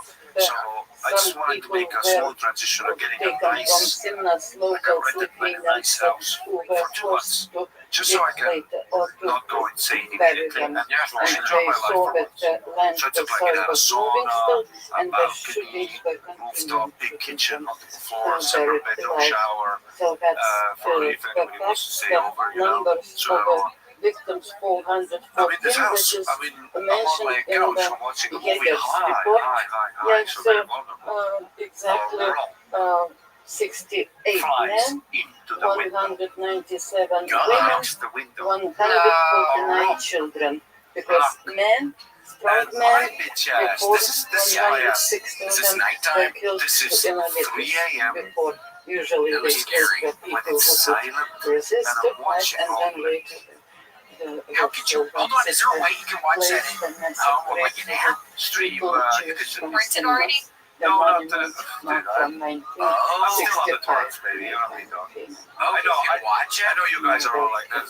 Everything has to be free for me. And if it's one of those seances where the guy stands up, it's with a cat corner, you know, and you see that they go to the bathroom, so be it. Oh yeah. If it's free, I'll watch it from Thank you. Orlando. Thank you for that Oh my information. gosh. So I'm watching that, and this is how much I bitch. You know what I do? Because Hello, at first, fellow at students first of you don't Jewish know it's history. wrong. I am It breaks so the first delighted half to of the speak window. today The with first my window. colleague, Dr. Schneider, But you just hear the glass go. one of the great names There's a of highway visionaries. That's like next when I to it, talk so about him like maybe a this, but car. one of the great names in the history of the Jews of Eastern Europe, in particular, rabbinic history, so much about the yeshivas and about the Hasidic dynasties. It's just going to be such a fantastic experience to visit Poland, Lithuania with Dr. Lyman and hear so much of his wisdom about this remarkable civilization that existed for 1,000 years in Eastern Europe. And I So just wait. I just want to have a brief conversation with Dr. Lyman. Can you tell us what's on your mind about this Yeah. trip? What do you I think don't see about? you moving around in there. The first, I wanted to make it very clear that it's a great honor for me to travel together with you. On behalf of the University, visitors to Poland and Lithuania, you are a distinguished scholar, historian, world traveler, and I hope to learn a lot from you and from the group that will join us on our testing trip. it out so they can rush in and fuck me up. I think it's very important to make such a trip for Jews to visit the sites where Jews once lived and thrived and learn When I moved from into the that history house, of those my Jewish friend communities. Andrew, So I thought I might give a small sample, and we were if that's all right chilling, with you, making breakfast. and And I knock the on the kind door. of thing that And this house interests is me, like, and before you knock, the house goes. and Somebody at the hopefully front door. It has will those interest detectors. others, Yeah, it's a crazy house. as well. So secure. And I'm in the kitchen, and the camera shows the founding father It's- of it's a the man. Haskalah movement, It's always a and man. very briefly by Haskalah movement, I'm referring to a group that arose His ethnicity, beginning you of the know, he's 19th in the century, shadows. lived throughout the 19th century in particular. In Eastern Europe, I'm concerned with Haskalah in Lithuania, So and specifically in Vilna. I go to the front door. So that began to thrive early in the He's 19th talking. century, He's and he the opens up founding with, "Hey, father man, of that movement, find my who I'm iPhone." gonna Says talk my about, iPhone is here. his name was Mordecai Aaron Ooh, that's a Ginsburg. ski. Mordecai Get in your Aaron house. Ginsburg. No, And They'll get you to open he the was a door. great Maskil, immediately. the founding You see, Maskil. what I'm trying to assess the situation with my And he died in high Vilna, working in overclock brain. November of I'm looking into his 1846. eyes. It's weird. Can I interrupt you for a quick question? Fine. Sure. Like if I hear the phrase founding father of the Haskalah, I would immediately say Moses Mendelssohn. Right. So I'm referring to the founding father of the Haskalah in Eastern Europe. Moses Mendelssohn Places. should certainly be considered as the founding father of Haskalah in general, but I those in know. Germany. It's a red flag. That's a red flag for anybody listening. I know open micers that Eastern live with their Europe mother is that certainly have not fly the Vilna shoes. until My the guys always beginning take of the care of the 19th shoes. century.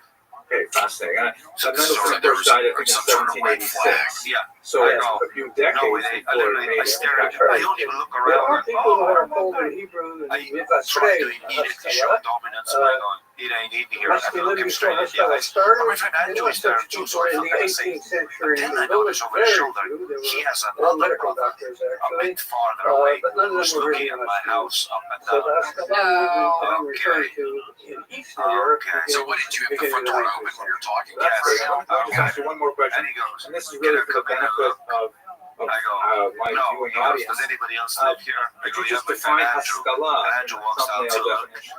And he looks at us Yeah, like, that's and very he difficult to goes, do, but I'll okay, give he it a gets up try. really easily, you Masculine know. in general, whether it's What do you think he would have done coming running there? I don't know, these people are crazy. I don't First of all, know they what's have going the on in influence of America. the I'm Enlightenment, thinking rape, and molest, whatever bad, values they're the gonna tie Stuff Enlightenment like that pushed happened in forward, they Estonia were at all? some of those, Really? very specifically rationalism, for example. How come? Is crime not bad And, over there? and they No, felt nothing like that this. there was Is some anyone in trouble? Another changes ethnicity that need to showing take up and place being in the aggressive. lives of Right, I'm Jews, sure it's the totally countries different. they I live. believe you. Yes, They're it's going to be no, living in the modern a world. Russian guy The modern might world show up begins with like that would be the like emancipation. racist equal. That's in a Oh, nutshell. really? Okay, so The what racist kind of equal. Like it's changes? always the Russian guy. I'm not saying this was just Okay, a I'll let you go. I'm saying I'll let you go. it's Just racist. That's how I'll they get to that. want. That's the All right. situation. I'm So, sorry for one of these our Ginsburg dies, apologies. and So this is bad. the masculine, his followers, Me and Andrew just sit there very small and group of people. we We continue talk our about life. Nothing happened. Salah Nothing in happened. Vilna at the beginning of the 19th century. About a month later, in my head, I'm In already 1850 or so, in If- the So entire the Pale rock of thing is Settlement, after a month to start. But there were 2 looking at the million, laces, how badly they were wrapped. and This guy not doesn't more have than the 150 dexterity masculine. and stamina So, to we're plot a talking plan about for a a month. large You know, minority. looking at the way Uh, these laces are worked In out, any event, if you can handle a lace, you're not gonna Ocean's 11 my as house. Jews did For sure. at the time, So they this is the turned thought. to So, the but then, Maggid of Vilna and asked him to nothing speak happens at with the show. funeral. Nothing. This is over. This is over. And Back to the very briefly, before you ask me another question about it, I go to bed. the rabbis in But the way I Vilna, go to bed that night, after I grab the a end big of knife the from the 18th kitchen. century, when no chief rabbi was again ever elected to the I have Vilna, 3 floors for until a they get to variety my of bedroom. reasons, the decision was made that I'm already they would blown appoint away. rabbis, I but rabbis would never have the title of Talmud, who would ordinarily See, that's the thing come about home. as It's chief Funny, you're rabbi. already scheming the way of what you have to do. Every There rabbi is appointed 3 in floors Vilna and 5 doors receives the that title I of go. Lord Then I go to the secondary bathroom. and Which translates as the point was, they're not objective, they're not the chief rabbi. It's a smaller title, and many rabbis declare that title. So it was used. It was used in the speculation, and that science is going to be a good and each person that would have a specific job, whatever it was, one was an expert in gifting,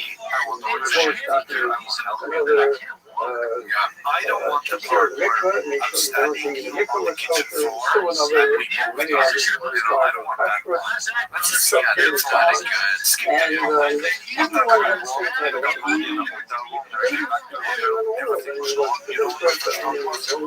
Who are members of the That's my theory. and That's therefore, my theory. Is I they have opened the it, same you're there, and this title. fucking Of course, everybody Cambodian recognizes guy, who's the and greatest I have to scholar, fight you but to the death. they So all I have have the to the same third man, I don't title. stand up One anymore person, because it's not funny for me anymore. Life all is the funny. rabbis had a different After the title. home invasion, He life was is called funny. Morat Tzedek Yeah. Magid So Beishavim, there I am on my floor He in the was second the bathroom with my knife. preacher of Just the Magid of That, actually, I didn't do that. That was in my unlike head. I all just the went other to bed, but I had Morat the old Tzedeks, pass. would be the My main passport was speaker under in the the toilet. main Yeah, synagogue, I the gave them grand everyone. I synagogue left of some Vilna. cash just to, like just to give them He until certainly they will reach speak my phone. on all And those the police occasions station when down any there just rabbi speaks. Well, that's smart. Well, hopefully nothing like that happens. so nothing. So Again, I was a god then of I do gigs. Shabbos HaGadol and so on, and on many other occasions I too. come He actually back spoke fairly regularly. the next And he day. would be a very special kind of To also person, get trained high to and watch speak a movie. publicly. He would A second entertain, he ago, would, the first, he the would, first one. large crowds would come to hear the Maggid of Vilna.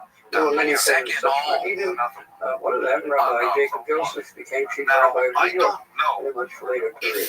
Anyway, Because the blinds remain shut. I so didn't of open course the they back. They go out immediately there invited alone. one of the What tasks happened? of the Now, this Morat might Tzedek be Maggid that it actually Mishar happened was that during he that spoke time when either I with was the asleep unity, that night. they usually at any or funeral. either one, and which That one was is part of worse? his Is job. one worse or And better? of course the committee went immediately, So If it now, happened the same night, other the same Jews time, people maybe Jews, that's they sick. okayed him and they Now, told him that they wanted to speak movie at night is canceled. the funeral.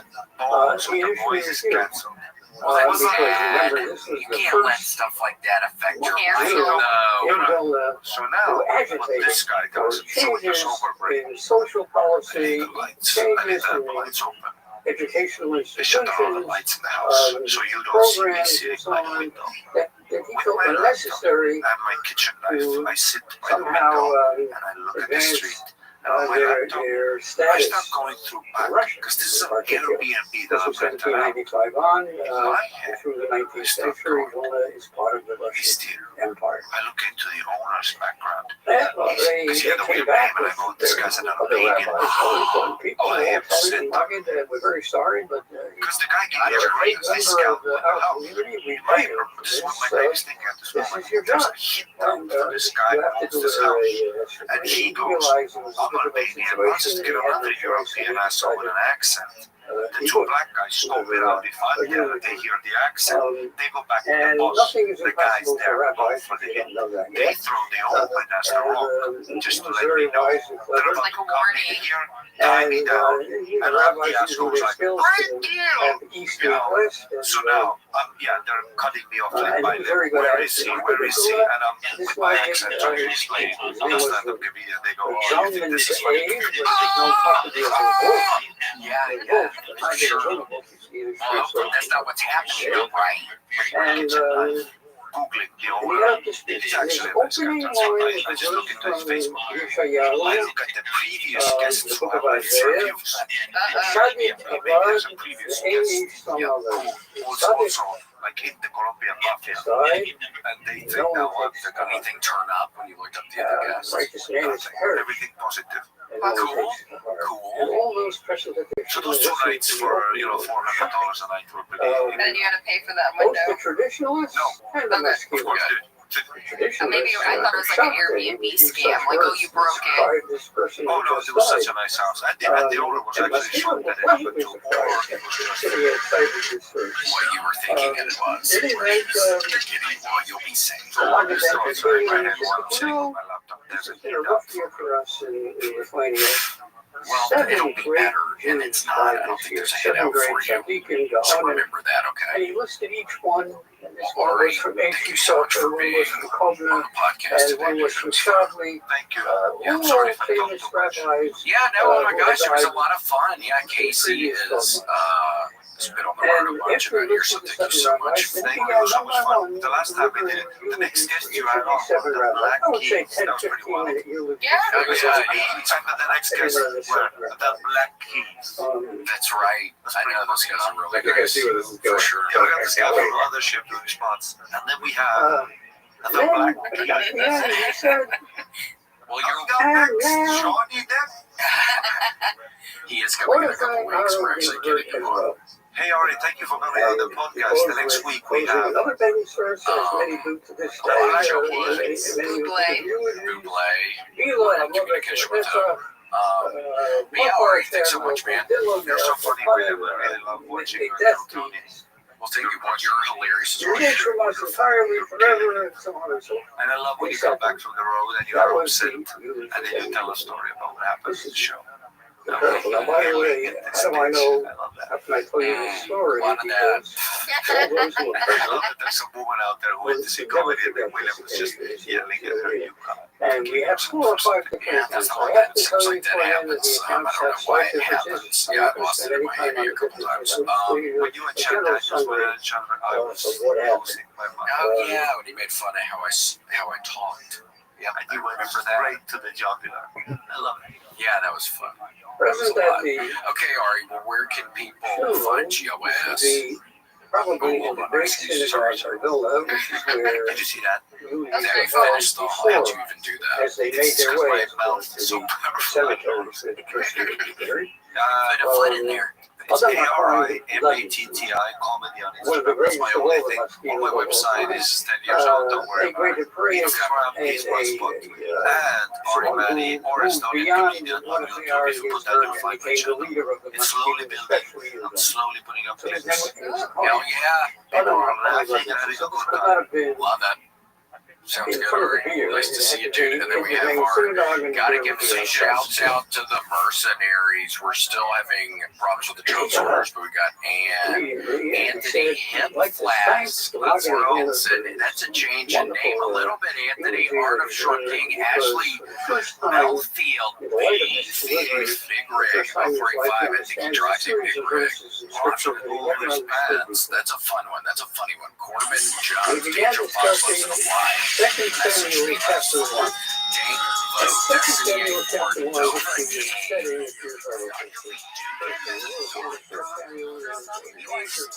Gary Gables.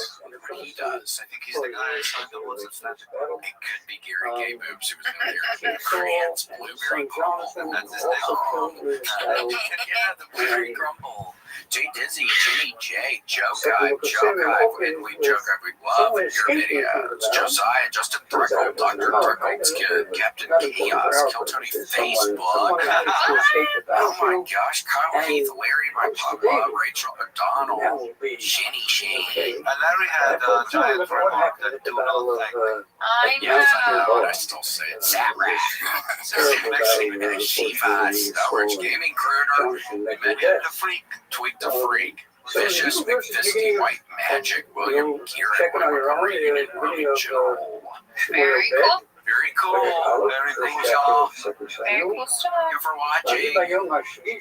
That's it. Bye. Bye.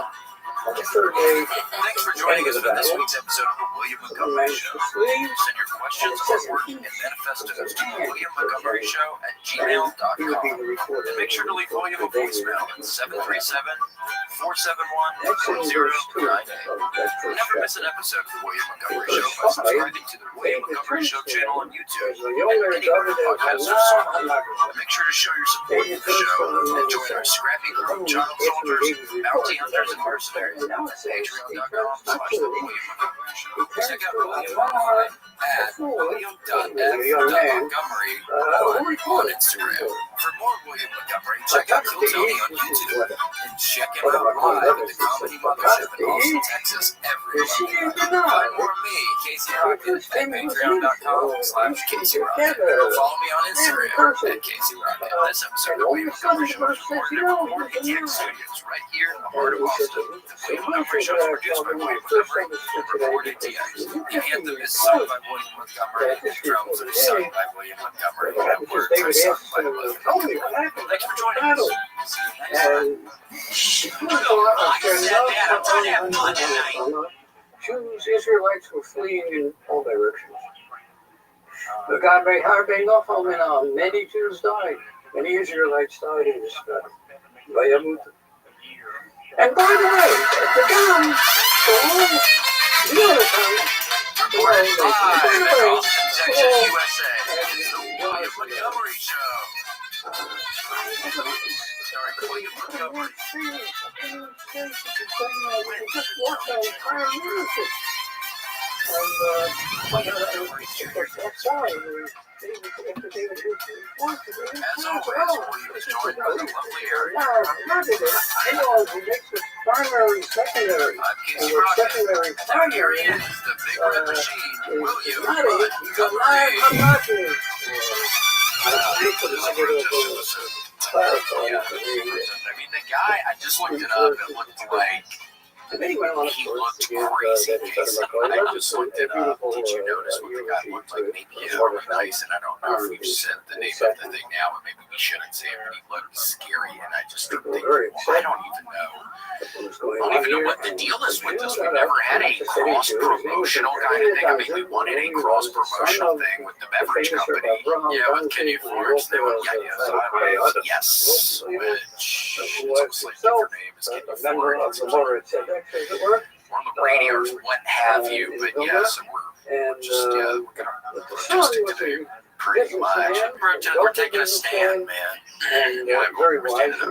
Yeah, this is an interesting day we're doing it on. This is currently a Wednesday. Things are a little different. We've done Mondays. We've done Tuesdays. I don't think we've ever done it on a Wednesday. Wait, so what are you doing? You're going out of town. You're going to be out of town for a month? Grant, are we recording, Gigi? We are. Let me tell you a I'm going to be parable. out of town for a month. Rothschild, Well, that's wonderful. Just doing a shit ton of comedy, I would imagine. Yeah. I'm with Red Band all weekend, and that's just the only feature thing I'm doing. And yeah, I'm headlining, I think, 7 or 8 different cities. Yeah. Damn. Wait. So what are you doing? That are you doing that during the week? Is that just on weekends, or it's like on a Tuesday, a Wednesday, a Thursday? It's throughout the week. Yeah. It ends up taking up the whole week every week. So it's a bunch of damn. It's a bunch of different one-nighters and then a bunch of different weekends. So that's wonderful. Yeah. Irvine Sunday, then Hollywood Improv for 2 days. I'm off for 1 day. Then Indianapolis for 2 days. St. Louis for 2 days. Baltimore for 4 days. New Jersey, Pennsylvania, New York, Nashville, Alabama. We got them all. Oh my gosh, that's wonderful. Yeah, it's exciting. I think they're selling pretty good. Get to meet everyone and have fun and work on my hours. So, damn right. Well, that's great. You and Red Band have to get some of that from Professor Pizza. I wonder if he's going to be in San Diego. Professor Pizza, if you're in the San Diego area, I think I'm still an ad mode. I'm having trouble breaking that ad cadence. He's got some pepperonis and burgers. Oh, they're so good. Oh, yes, the little cupped pepperonis. I love those things. Mr. Beast had a pretty good. Remember we had at that place in LA? That was a pretty good pizza. Oh, that was dope, Rick. That was Mr. Dopey. Oh, yeah, not fucking Mr. Beast. I'm sorry, I got Mr. Beast on the line. He couldn't make a pizza to save his damn life. If it was one of his challenges, he couldn't make a pizza. Yeah, no shit. It's so interesting. I read something yesterday about he's picking up all this trash in the ocean. It's like, dude, we know what you're doing. You're getting a boat in front of your little trash picking up boat and is dropping out the trash, and you're just picking up that trash, dude. You're gonna fucking. I watched videos yesterday all day on that shit. He's not actually cleaning up shit in the fucking ocean. He's got everybody caught. I know, and those people that he made unblind, that he de-blinded, who do you think blinded him in the first place? Yeah, dude, you're not Jesus. You're not Christ, son of Nazareth. Yeah, it's awful. Son of Mr. Nazareth. Wait, no. See, I'm Lucy. Look, you guys, everything we worked for. Do you hear this, Casey? This honestly is a little bit scary. I have like Mr. Nazareth. How do you even say that? Great. Could you say that? Mr. Nazareth in a Jamaican accent. Mr. Nazareth. Yeah, great. You nailed it, honestly. One of one. One take. They call it one take. Yeah. Wait, I don't know if I told you this, but I did a Google search of my name and address, and it was terrible. So you get, when I hear people, every now and again, I hear people say they search themselves on Google, so when that literally means getting on Google.com and typing in your name. What happened when you typed your name on there?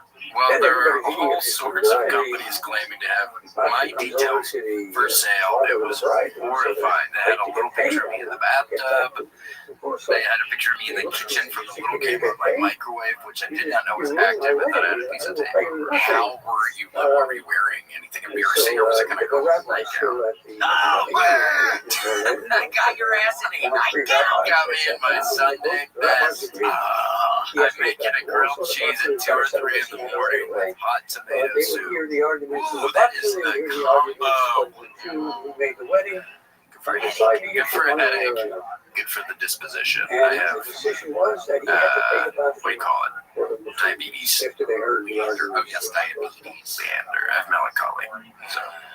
Well, at least in summertime, doesn't melancholy get a little bit better in the summer? The heat helps. It's okay, yeah, the heat helps, man. It's kind of like bronchitis. The heat is good for it. And Casey, hold on, so where did the camera come from again? You said it came from the microwave? Yeah, I got one of these smart microwaves you can operate via telephone, and apparently it's fine. Well, Casey, the terrifying truth is data brokers sell your full name, email, home address, health records, and even your relatives to scammers. And you heard that right. I mean, we're getting not only email, home address, and health records, but also your relatives selling your relatives to scammers, spammers, and anyone who wants them. Can you imagine that? Somebody taking your freaking grandmother or something, taking your hand just cause they can. Oh man, it's like somebody gets a little power being a hacker, and it's like, well, they'll give you the right to literally take another human, take a human life and just use it like a rag doll. That's what ours here to stop. Yes, and that's why we love them. I mean, 560 million Ticketmaster users. Data was put up for sale on the dark web, including full names, addresses, email addresses, phone numbers, credit card data, and relatives. Not good, and it's got me not gonna be able to sleep tonight. So what is Ticketmaster doing about this? Nothing. They said they didn't think the hack would have a material impact on our overall business. Well, they can. Material impact. Yes. All these businesses collect our data but do nothing to protect it. That's why I use Aura, the sponsor of today's video. The video. Wait, that's not fascinating. I love the way that the video. The texture hurts me when my data has been a part of a data breach or leaked on the dark web. It gives me massive fraud alerts if payments use the data to access my credit card or bank accounts. It removes my information from data breach websites so I can't list spam. If my info is compromised in a Ticketmaster data breach, I'm not worried because Aura is always on, always doing the hard work of keeping me safe. The silent watcher. I value my privacy and yours. Go to aura.com/WMS to start your 2-week free trial or click the link in the show notes. That is aura.com/WMS to start your 2-week free trial. Aura. Ticketmaster is not that good. Grant, one thing, David. Wow, that's Hey, can I ask you guys? wait, I want to you're get talking straight. So about, this is We're on board. We're having a good time. Y'all were talking about headlining and feature. Like, what are the different? There's like opening, right? Opening, you normally do 10 minutes. Featuring, you'll do 20. And then headlining is long as 45. Yeah, generally at least 45, unless if it's me in Springfield, Missouri, when the man came in the rear with all of the weed, and I had a panic attack in my brain. And it was the earliest I got off. It was like, I don't know, 38 or 39 minutes. I had a panic attack. It got scary. Do you ever, Casey? You never get too panicky up there to do that? I mean, I have bailed at 35, but I mean, this is all new to me. You are sure me too. Yeah, it totally is for me too. We haven't been headlining them. So, a couple times, especially like last year, yeah, I bailed, I get off at 35. But now I'm doing better. I'm walking on 45 to 50. Yeah, for sure. But it happens. I think I did about 40 in Dallas. Dallas was a fun. It was good. It was sold out. Big fun. Love it. Someone gave me a bunch of money for the Dutchman's key. I said, please don't give me that money. And he insisted, are you serious? It was a pretty good offer. Yeah, a good offer. Very lucrative. Couldn't refuse. I said, just take it. I felt guilty because it was a high sum of cash. And I just financed it. Granted, you know, this 2016 Toyota 4Runners over the whole big time. I can use it in cash I have access to. Wait, so you got the, I mean, if the guy's continuing to try to give it to you. Yeah, he insisted. It was hundreds of dollars. That's wonderful. Well, it hadn't been in your mouth. Was that a Dutchman's key that had been in your mouth? Oh, yeah. That has value. Yeah, it does. 1,000%. If it's like Antiques Roadshow, like 100 years from now, somebody's going to have a picture of you with the key in it or something. Like, yeah, this is one of the keys that was in Casey's mouth. Stage used, Fort Worth, I guess. He was a little sick that day, so we think it has some microbes on it. Oh, so don't put it in your mouth. That'll probably wake up some ancient disease that we have these days that they won't have in the future. Turns out like the learning. Yeah, it's a little scary. Right now, but do you want to say anything more about this trip that we're hoping to take? The scary bugs that we all run together in the lobby and cover somebody up and they'd be like a skeleton when they left. Turned into a skeleton almost immediately. No blood. They drank all the blood. And they left the bones. They didn't like the bones. Like, no, they can't stand the bones. They just want to skeletalize you. I will try to They used to scare the shit out of you. It's going to be the opposite. I think you're going to be. That was why I think that was maybe a Brendan Fraser masterpiece. That was close to classics. Monkey Bone. Remember that? I remember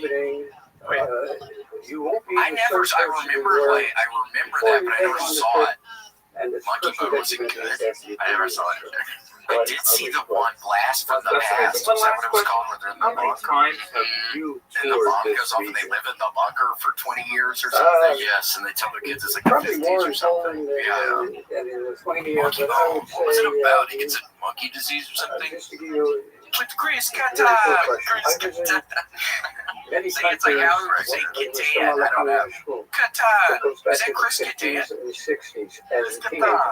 But I knew as a That's teenager. not what we asked, Gigi. We wanted a confirmation. Wait, do you guys want So what that would Monkey be a Bone is about? flexibility, but as Yeah, a read us the teenager, I description, wasn't please. It is so a I visually visited them delightful, first, darkly I would humorous, say, and totally 2 or refreshing 3 fantasy times full during the of communist period. This is kind of a After review. 1991, In a coma, a cartoonist Like, finds himself trapped within his own building, underground I creation. And must I find a first way. made the building in 1996, so I made many trips to Poland, And must maybe 30 must travel to find over my lifetime. the yellow. I would say What was that maybe in 20 Carcosa? over my lifetime. The Yellow King. The yellow king. I can't wait to benefit. He's just from trying to this get out of a breadth coma. I experience. guess there's a Monkey Bone character. Kind of I dark. know, just spent a lot of time. Yeah, that thing's holding the thing up Okay. like their All right. penises. Thank you very much, You're Mr. right Lyman. off the- This is so yeah, fantastic. And it for is those a of you who double watch this video, entendre. thank you It's a very good much for for staying the to the end. chefs. I am What do really you think, support Grant? this trip. I'll put the As a notes chef, in the information box, but It's have to kinda learn chef, like, more it's about this trip. pretty We much really right want to above the encourage people to crotches. come and join us. And Could be. And thank Chris you very much Kattan, for he looks watching. like some sort of zombie. What's his character? I'm guessing. Ew. Yeah, it's got it's all taped up here, right? Was it Hello, Mr. fellows. Peepers? Where I think maybe his best character was what Mr. Peepers, where he would get an apple and eat it really fast. Do you remember that on SNL? Where the monkey, yeah, the monkey guy. He's profound. Wow. Yeah. Oh God, I think there was multiple ones where he was a monkey man. Yes, I think there were. I think Mr. Peepers. Yeah, he would eat the apple. So funny that would. That's what would make me laugh out loud a little bit. Yeah, he would eat the apple. I look forward to specifically seeing. Yeah, I don't know how you do that. I wonder. I see him. He's at comedy club, so I wonder if he ever does his Mr. Peepers So in the character. context of Apparently preparing I not only do. breakfast, but I also saw getting him every to night an of hour in but also Boise, Idaho, years ago, and he told this like sob story about how he got injured on SNL, and everyone was kind of bummed out. What? Yeah, he was just like talking about how he got screwed over by Lord Michaels in the game. Everyone's like, holy shit, I thought he was going to be Mr. Peepers. Wait, like the whole set or just in between jokes? It's my understanding that it was kind of a large portion of the set. Do not sue us. We are reacted by Aura. Yes, Chris. Yeah, don't try to come after us for it. It's on our side. Well, that would be quite the downer if you're expecting maybe a Mr. Peepers. greatest CEOs, one of the most long-lasting and capable CEOs of this century. Oh, it is the swear it. Yeah, I think it's Mr. Peepers. What a downer that would be. Having a night out with your lady, getting some food, getting some drinks at the comedy club. Tragically, Thinking Mr. Peepers coming down with his little overalls and his big ears. Everyone's got their overalls on, magic little peepers. Yeah, I did. And then he taught some sob story about getting screwed over. Yeah, my spine in 2003. So For example, Alexander Hercombe wrote that great.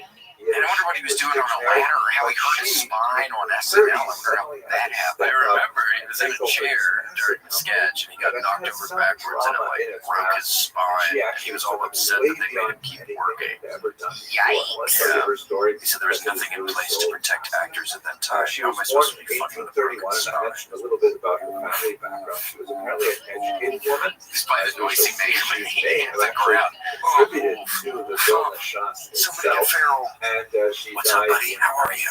1903. Farrell's his Her handler. most lasting publication Grant, have you ever knocked the as wind out of yourself? the God, is that president of after this what phenomenal happened company there? became Yeah, to be broke known his as the Rom Publishing House, but during her era, her Broke his tenure, spine. it was I didn't know called about this at the all. House of the I know Widow about it since Brothers years ago. Rom, because Yeah, I mean, her a late year ago, I brothers ran. were also involved, although everybody recognized that I'm on the alma Well, that's a cool thing about hanging out at comedy clubs, get the inside scoop. Yeah, she sure. published You should come at Gravestone. I don't think he's ever. Has he come to see you? Maybe he's come to see you. He's never come to see my ass. especially I significant can't because see of both the of you guys once. Hasidic Oh, Lithuanian yes, at the mothership. Oh, yes. sort of No, that was my controversy name. that was GG. especially Yeah, noted in yeah, the come on, brother. Well, you saw us open for Sam Talent. We had a show of a lifetime. Oh, it was really good. Yeah, just These Oh, are yeah, I was living it. two great Wait, so how were y'all back there today? I saw Mike. He looked a little like he was dressed a little casual today. Are y'all having kind of a down day, or what's going on around here today? let's get to her story specifically. Just So, we're not what were performing the professionally. 5 main things that she accomplished in her Where's the lifetime person? that were related specifically? Yeah, it's chill. Well, then, First of nothing all, wrong with that. by the way, I 12 rely on guy, some really which is fascinating so research last from night. Crazy Chechen, who has written some great things, especially getting some phenomenal Watch it. lectures on I am this. so. I'm after First of this. all, I'm gonna she turn was on Breaking a very Bad. You gotta finish the cycle. Close the circuit. Yeah, I gotta close the circuit. reorganized the company, right which now. had Yeah, its the financial polio struggles. guy. He seems Along very scary. And then he was on the phone with the drug guy down in Mexico, and then they murdered his ass while he's on the phone, and then he gets his cell phone and he rips it in half. I like the polio guy. Yeah, he rips his phone in half after he talks. Drop 20 chickens. Yeah. Whatever And then he's feeding the cops, and the cops which have of course no idea. faced some hard times later on in her life as Well, well. Hank up there. From And the then the business fixer itself, guy, he killed which the gangster who had his legs cut off. He was alive. Yeah, his legs were cut off, and then the fixer guy, I can't remember his name, he works for Saul. He went in there and killed his ass. Oh, yeah. So I don't have to worry about the loose ends. There's too many loose ends, Casey. I'm worried about the freaking woman. Who, by the way, is horrible. Having the affair with the fucking dude she works with. Taylor's the worst. I wish her nothing but dread. I don't like Skylar. I don't like how she looks. Israel, She looks like a Adonai, yeah, I do Eloheinu, not like just her Adonai, appearance. Adonai. She can't help that. Baruch Shem Kavod She's Malchuto going Le'olam out, yeah, Va'ed. she's going out with the freaking boss who he's smuggling money from the business. So he's doing the same shit. I know. She thinks he's so grandiose. He's so grandiose. Look at your own house. You got a husband who's doing everything for you. Yeah, you have to. You have to. He's working harder. He's working better than the weirdo having sex with the fucking secretary in the freaking room in there. He's a little chump. He loves to This is bang. actually from He my doesn't.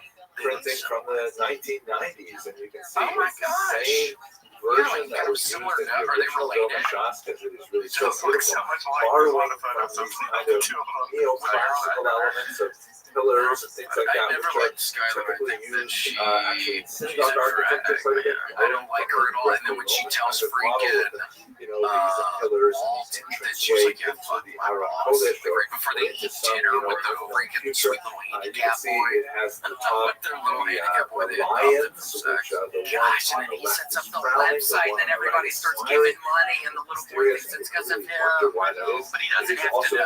He thinks it's because of him, which I think is modern it's stuff just is as like, good. for United example, from him. these He's ones happy, you're all that happy. which is kind of like the critical standard Walt today. Jr., They born with a crook bone. kept the She sunlight, actually which is a so handicap gorgeous person. and I've so been wondering inviting. that. You Or just is that want to like walk an behind acting acting? I know people look with through parties. this entranceway. Oh, really? Yeah, they they've party with removed them. the I'm line trying to think of the comedian. Maybe Tony Casillas, but yeah, you like I don't party know with this guy. Walt Jr. But Some, anyway, you know. she shepherded this Whoa, new yeah. design. That would be into cool. modern shots. That would be the time to do a little crystal meth, maybe.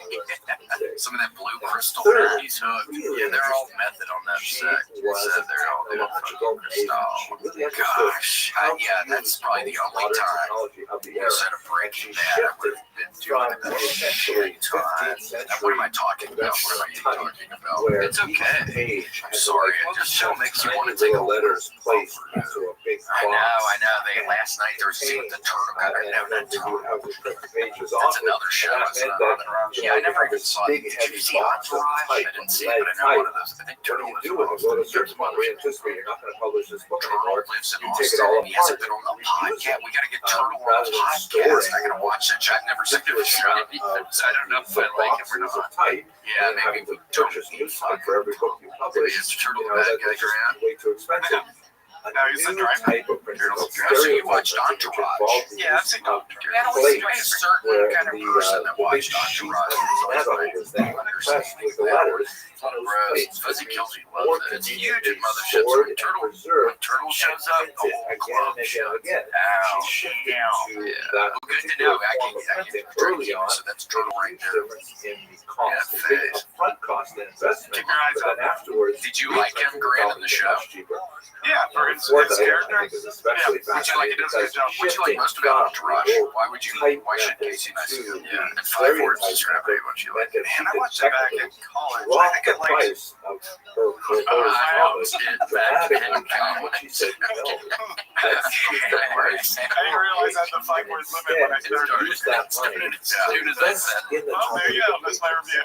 And they I watched it back in college. So it's like incredible the amount of scholarship Yeah, was produced with people going to the Vatican. What did you like about monster it? Is it libraries, Yeah, copying it's out a medieval fun, scrappy manuscripts, story. I mean, I think it's kind of semi-autobiographical for various different cities Walter, throughout right? Italy in particular, and the Yeah, rest it's of supposed to be Europe. kind of his story New about commentaries were added, and also medieval commentaries were like maybe in later evaluated seasons. I don't know. I remember one like in the first couple seasons. placed inside the shots, and it made her They shots really expensive to produce. underdogs But and then it Hollywood. became in itself And there were some good She musical actually created this concept beats that of the Chassan would shot. really The bump bride Casey. roll Or shot, who was doing the meaning music? that the father of the bride would Who was it? present I remember to his there was son-in-law that song a Lucifer film with shot, Jay-Z a and raw Kanye. family Like I think shot. ends So the rather first than episode. just one of the Yeah, it's pretty many good. shots. We already have that one random person thinking Shots, by the we way, are for those on of the you side who of the maybe devil. have not Please heard, don't. No more devil Sidre talk was one way or the 6 other. orders. We don't need that again. We already have weirdness. I don't know what is going on. It seems like we do have some more mercenaries, but again, it seems like the child soldiers, something is going on. Not to hark back on that, but it's like, it's weird. I mean, when they're hacking into stuff, in case somebody might be doing some sort of biological attack on me. And, what was that? Is that what happened in Dallas? That's what happened in Dallas. Well, I wasn't going to talk about that, but somebody's been doing kind of a sound attack on me where they play certain noises while I sleep, and it's making me sick. And is it a pretty loud noise? Does it make you hard to sleep, or do you don't even really notice? It's kind of like Here's my own copy of it, which actually my like father-in-law like cries wife coming did from buy the it.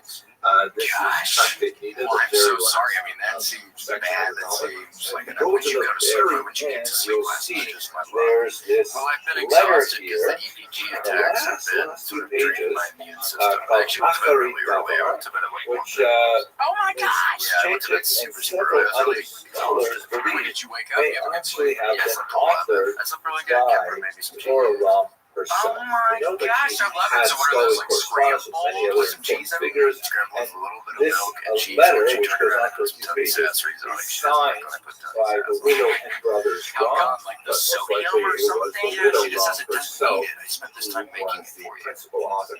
Very beautiful flowing letter that says all There you kinds of go. Come things on, about man. how, I think better you know, than when we started this yeah, project, tell me share. we didn't even Yeah, know it was that commercial where they what, couldn't, nobody how it was could say it going to be. correctly. So Yeah, we tell didn't me even share. write any kind of Tell words me of share. introduction. Tell Now me we're share. making up Well, for I it at got the very end to I write got that freaking about NCAA our football. experiences. 25. I got it yesterday, and you know, it was challenges like they faced, early political release. challenges, I paid like 10 extra bucks. What at pogroms something? that erupted And I tried to in the play some 1880s games, and they all fire, crashed. So now I challenges getting think, into well, the they better give my ass a Vatican. refund. All kinds of Absolutely. amazing things they Spent went a little through to extra produce this stuff. skrill to be able It's to play it actually a couple days really earlier. Now I can't even worthwhile play it. It took me forever to get my Florida Gators jerseys all right. I built a head coach named William Montgomery.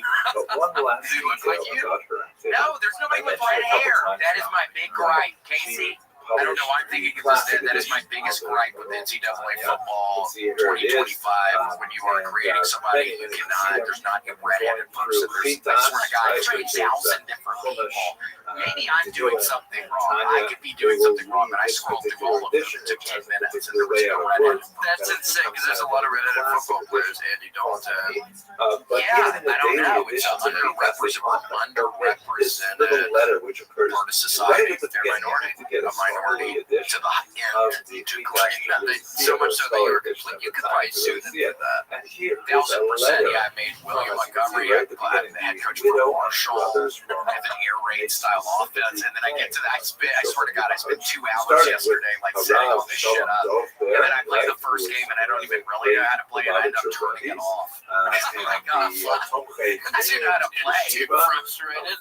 Yes, I might give it a go today. I might try to do it today, but now I'm thinking you have to recruit. You have to be recruiting. I swear to God, you have to do it dynasty. Yes, you have to recruit. And I found that at Marshall, which is like a C status status level or something, or the 1 or 2 star, and the recruiting, I'm gonna be fighting an uphill battle. So maybe I need to pick a better team to start out playing. Like, go with Oklahoma or something.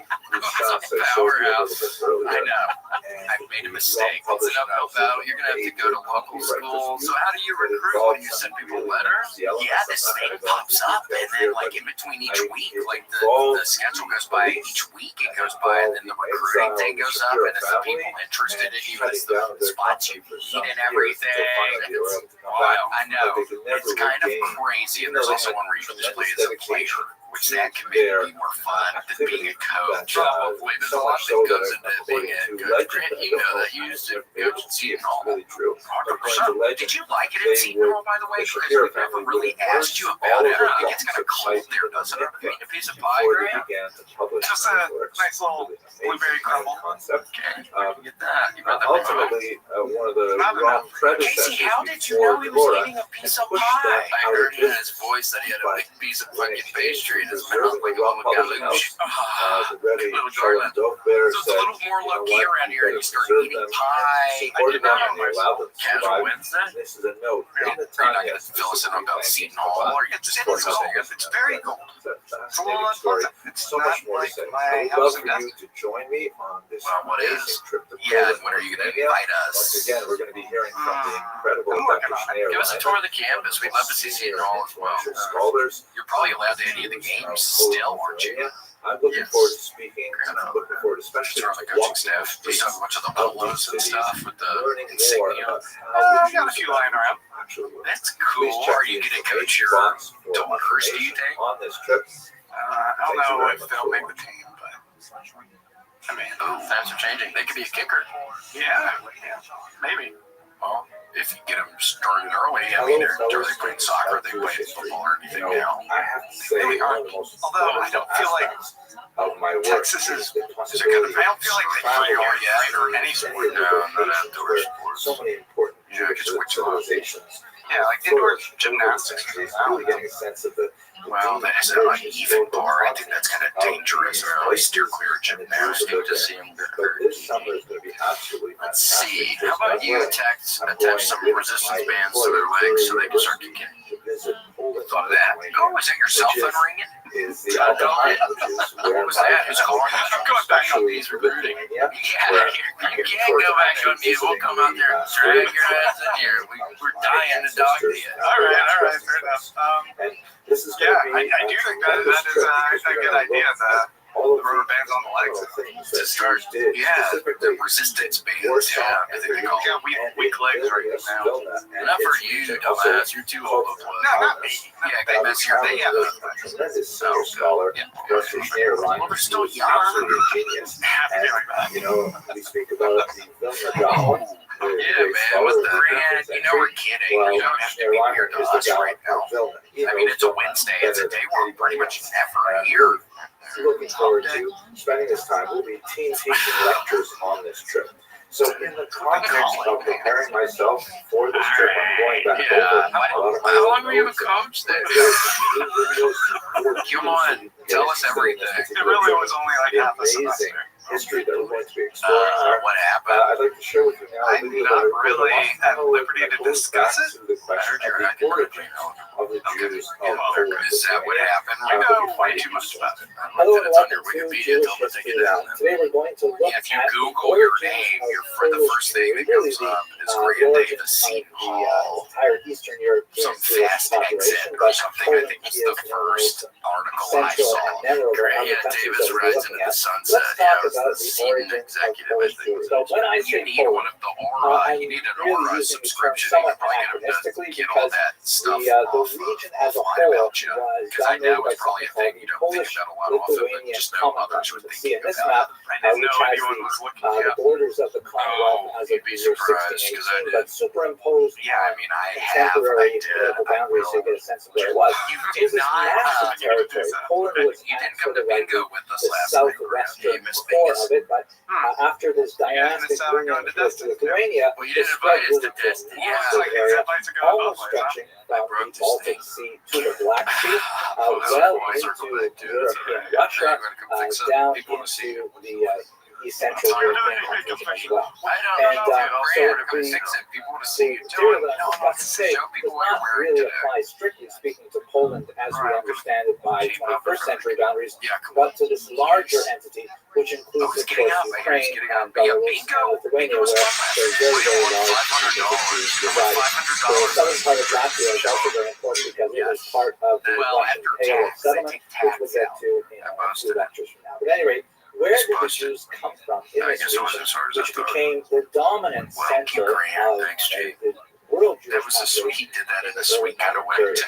So Nice. It there was is like a a mama small cow licking migration her now that baby's extends eyebrow. back really to the first centuries of the Common Era, perhaps even a little bit before the Common Era. And these are Jews that come from Byzantine lands and Welcome to bingo with make this their next way time. through Yeah, the it was good. Khazarian I don't know how I as said well. bingo fast enough, which was Extent my of the Khazarian curse on me influence last is week. I very, couldn't very say it difficult to fast enough. quantify. You said you want It appears to have been You want minuscule. 500. There They are take out occasional 25. references to Khazarian Jews, for example, in one of the early Russian chronicles. But yeah, it was the very Codex exciting. Oh my Kiev, gosh. which is not strictly And speaking then I ate Russian, but Pete Terry's. I refers was to feeling, Kiev University, I was the feeling saucy. region as it was known at that Oh time. man, And there's from references Pete to Terry's Jews from last Khazaria night. being French involved fries, in strawberry particular. shake. And they left behind, I as we got a discussed birthday in cake previous shake about lectures, 2 months ago. Khazaria, Here they it left was. behind It very, was so very little good. trace of their Wasn't I presence, noticed that it's either their in specialty shake right now. cultural Birthday aspects, shake in the literary month. It was aspects, so and so on. good. We don't Oh, really that know a sounds lot about wonderful. how Burgers extensive are nice this and drippy. penetration You was, can use the and how grease to much of fucking fact sauce your that eyebrows the and latest mustache out. dominant Polish Jewish Yes. Just make population, sure to clean it off really before you go to sleep or it could break migration your into skin out there. Poland You gotta get come all that. in Yes, the you have to be 12th very and careful. especially up But until Pete the Terry's 16th is century. And they're delicious. coming It's from always, the God, this is a western story part of my Europe. life, They're Casey. coming I get in there, both Germany, lines are open. It was very France, busy last making their way night. Normally there's only one sometimes line through open where Austria, we Hungary, go. places like that. And I But get in that's the really where wrong you have line. the dominant And then I Polish can't, and then I population can't of get in the Jews. other one. And then I There's think, oh, lots well, I of made a horrible traces of mistake. And then I try to get over the other one, and then a car comes, and then I'm stuck in the line. And cultures then that come to find started, out the line I'm for in example, the Rhineland, ends up and going made their pretty way to the quickly. east. Yiddish, of Guess it course, works. is Yeah, the what's overwhelming lingua Dodge the franca of bullet. the Jews, And and God. that is basically a medieval German dialect. Yeah, I was like, with how is this the one line letters. every They're it's not moving? bringing with The them one too I'm much in is of stuck. the We're stuck. We've been stuck here for 5 languages freaking of the minutes. I got Khazars, for example. $500 So we burning a begin to hole see in my pocket, some literally right legendary now.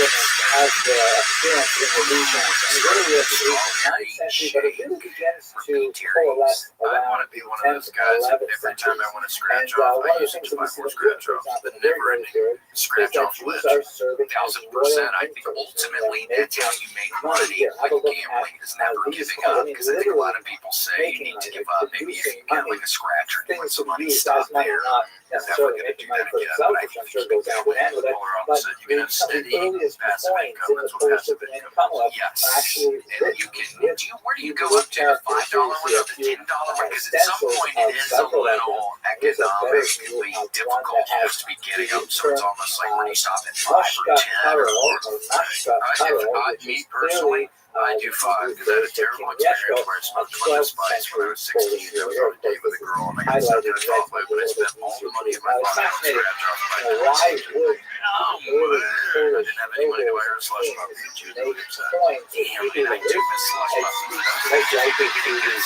widespread illiteracy which was common to the region, and the fact that the Jews could use the Hebrew alphabet because Jews are meant to primarily in small converts that became relevant.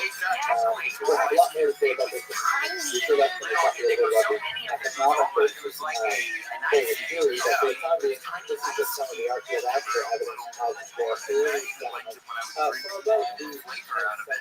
Now, when we look at why migrated to Poland as a Polish Lithuanian property, there are good and bad factors. There are factors which go to out and Western Europe, and there are factors which do use into Eastern Europe. Eastern Europe was definitely a place of refuge for Jews. We can see here a beautiful representation That would by make sense. I was thinking if it's just in a Manning cup or something, you need some sort of King gyroscope Casimir, who was contraption accepting inside of it Jews so and it always stays upright when it's inside of the protection box. and I bet you refuge can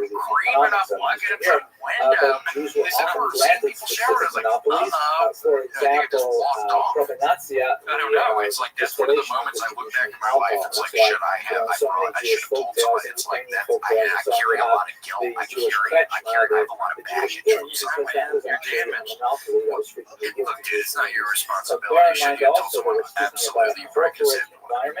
I know, and see, that's what kills it. It's not as bad as Jesse Pinkman, though. I mean, he's got all the 160 deaths from the plane crash from that girl. He's got a lot of bodies on his hands. But it seems like the rehab helped him. One of the guys finally got to him. They were sitting at the campfire. They were sitting at a campfire, and the one guy kind of got to him, I think. Yeah, he finally broke down that thick wall that keeps around him. And by the way, not to continue to talk about Breaking Bad, but Casey, it was so interesting. I wonder what happened. It's been a while. I'm just only watching this now, or I would have forgotten everything, I'm sure.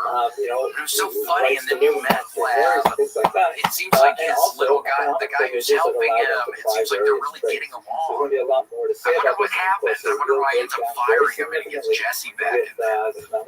Yes, they ended up having a lot of fun, right? Yeah, they made like really good coffee at the beginning, and it's like they were playing and sort of playing chess together in between making the meth, and they're like had very similar interests. They were academically. I know. I wonder what happened. I guess he just didn't like that or something. I don't know why. He's just got to get Jesse back in the mix, though. I guess he just got to get Jesse back. I think he saw him over these centuries to Poland, making it ultimately the largest single concentration of Jews in the early modern period. And just to give you a sense of what it looks like, here's a map that shows the relative yes, and then he just out of nowhere, it's like, okay, it's not going to work. Because he loses it on him, because he has this. Are you talking about Gale? This guy? Yes. And you can see that the yellow. I don't know if he comes back or something, but right now he's left. And the deep red is more than 50,000 Jews. So we'll see what happens. And you can get a sense of where the concentration is really in the region of western Ukraine and southern Poland in particular. That's a spoiler I can get behind. Seriously? Yeah, something to look forward to. Germany oh my gosh, yeah, because I was thinking Walt Jr. wasn't moving around enough. I know he's got some issues, but I was thinking he generally is just going to hang around with his buddy or watching TV or something. Yeah, it's good to hear. Is undoubtedly an institution called the it's more active, and it's also like a team building thing that way. The familial unit can become a team of themselves. And basically, this was a kind of a Jewish state. I didn't like Skylar from the beginning. We spoke about from the jump. I go, communal I do not like this one. She goes and blabs to the divorce woman that the husband's a drug dealer. Why does she blab about that? Because she's bitter and she's sad that Walt's pulling in all this paper and she can't make shit for cash. Yes, dumbass. Now she's working as the bookkeeper and they banging the fucking boss. Brides and boyfriends and all kinds of social services, but also self-regulating by Talmudic law. And each of these municipalities was basically structured very similarly. And what happened was in Poland, after he let his buddy go in the lab, and it's all just across the entire scope of the social within one, as it were, national. I know, it just shows back in the background, kind of making math the whole time, and it's not a big part of it. And they would make decisions that would affect all Jews being like, oh my God, you've read that? I read that too. The largest country in the world. I know, we're saying some Walt Whitman poem too. By the way, we're looking at is one of the couple of pages from the minute books of the Council of Lands. Now, you were so good at writing. They didn't have, like, for example, their own police authorities. They worked very closely with the state, the Polish state, Lithuanian state realized how valuable they were, particularly at first, with regards to administering many social functions that they wanted to themselves have.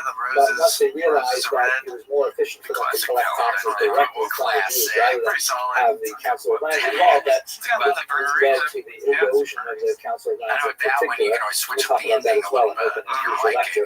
But the kinds of things that they dealt with were really quite significant and made a huge impact on the way in which Jews lived and considered themselves within the Polish state.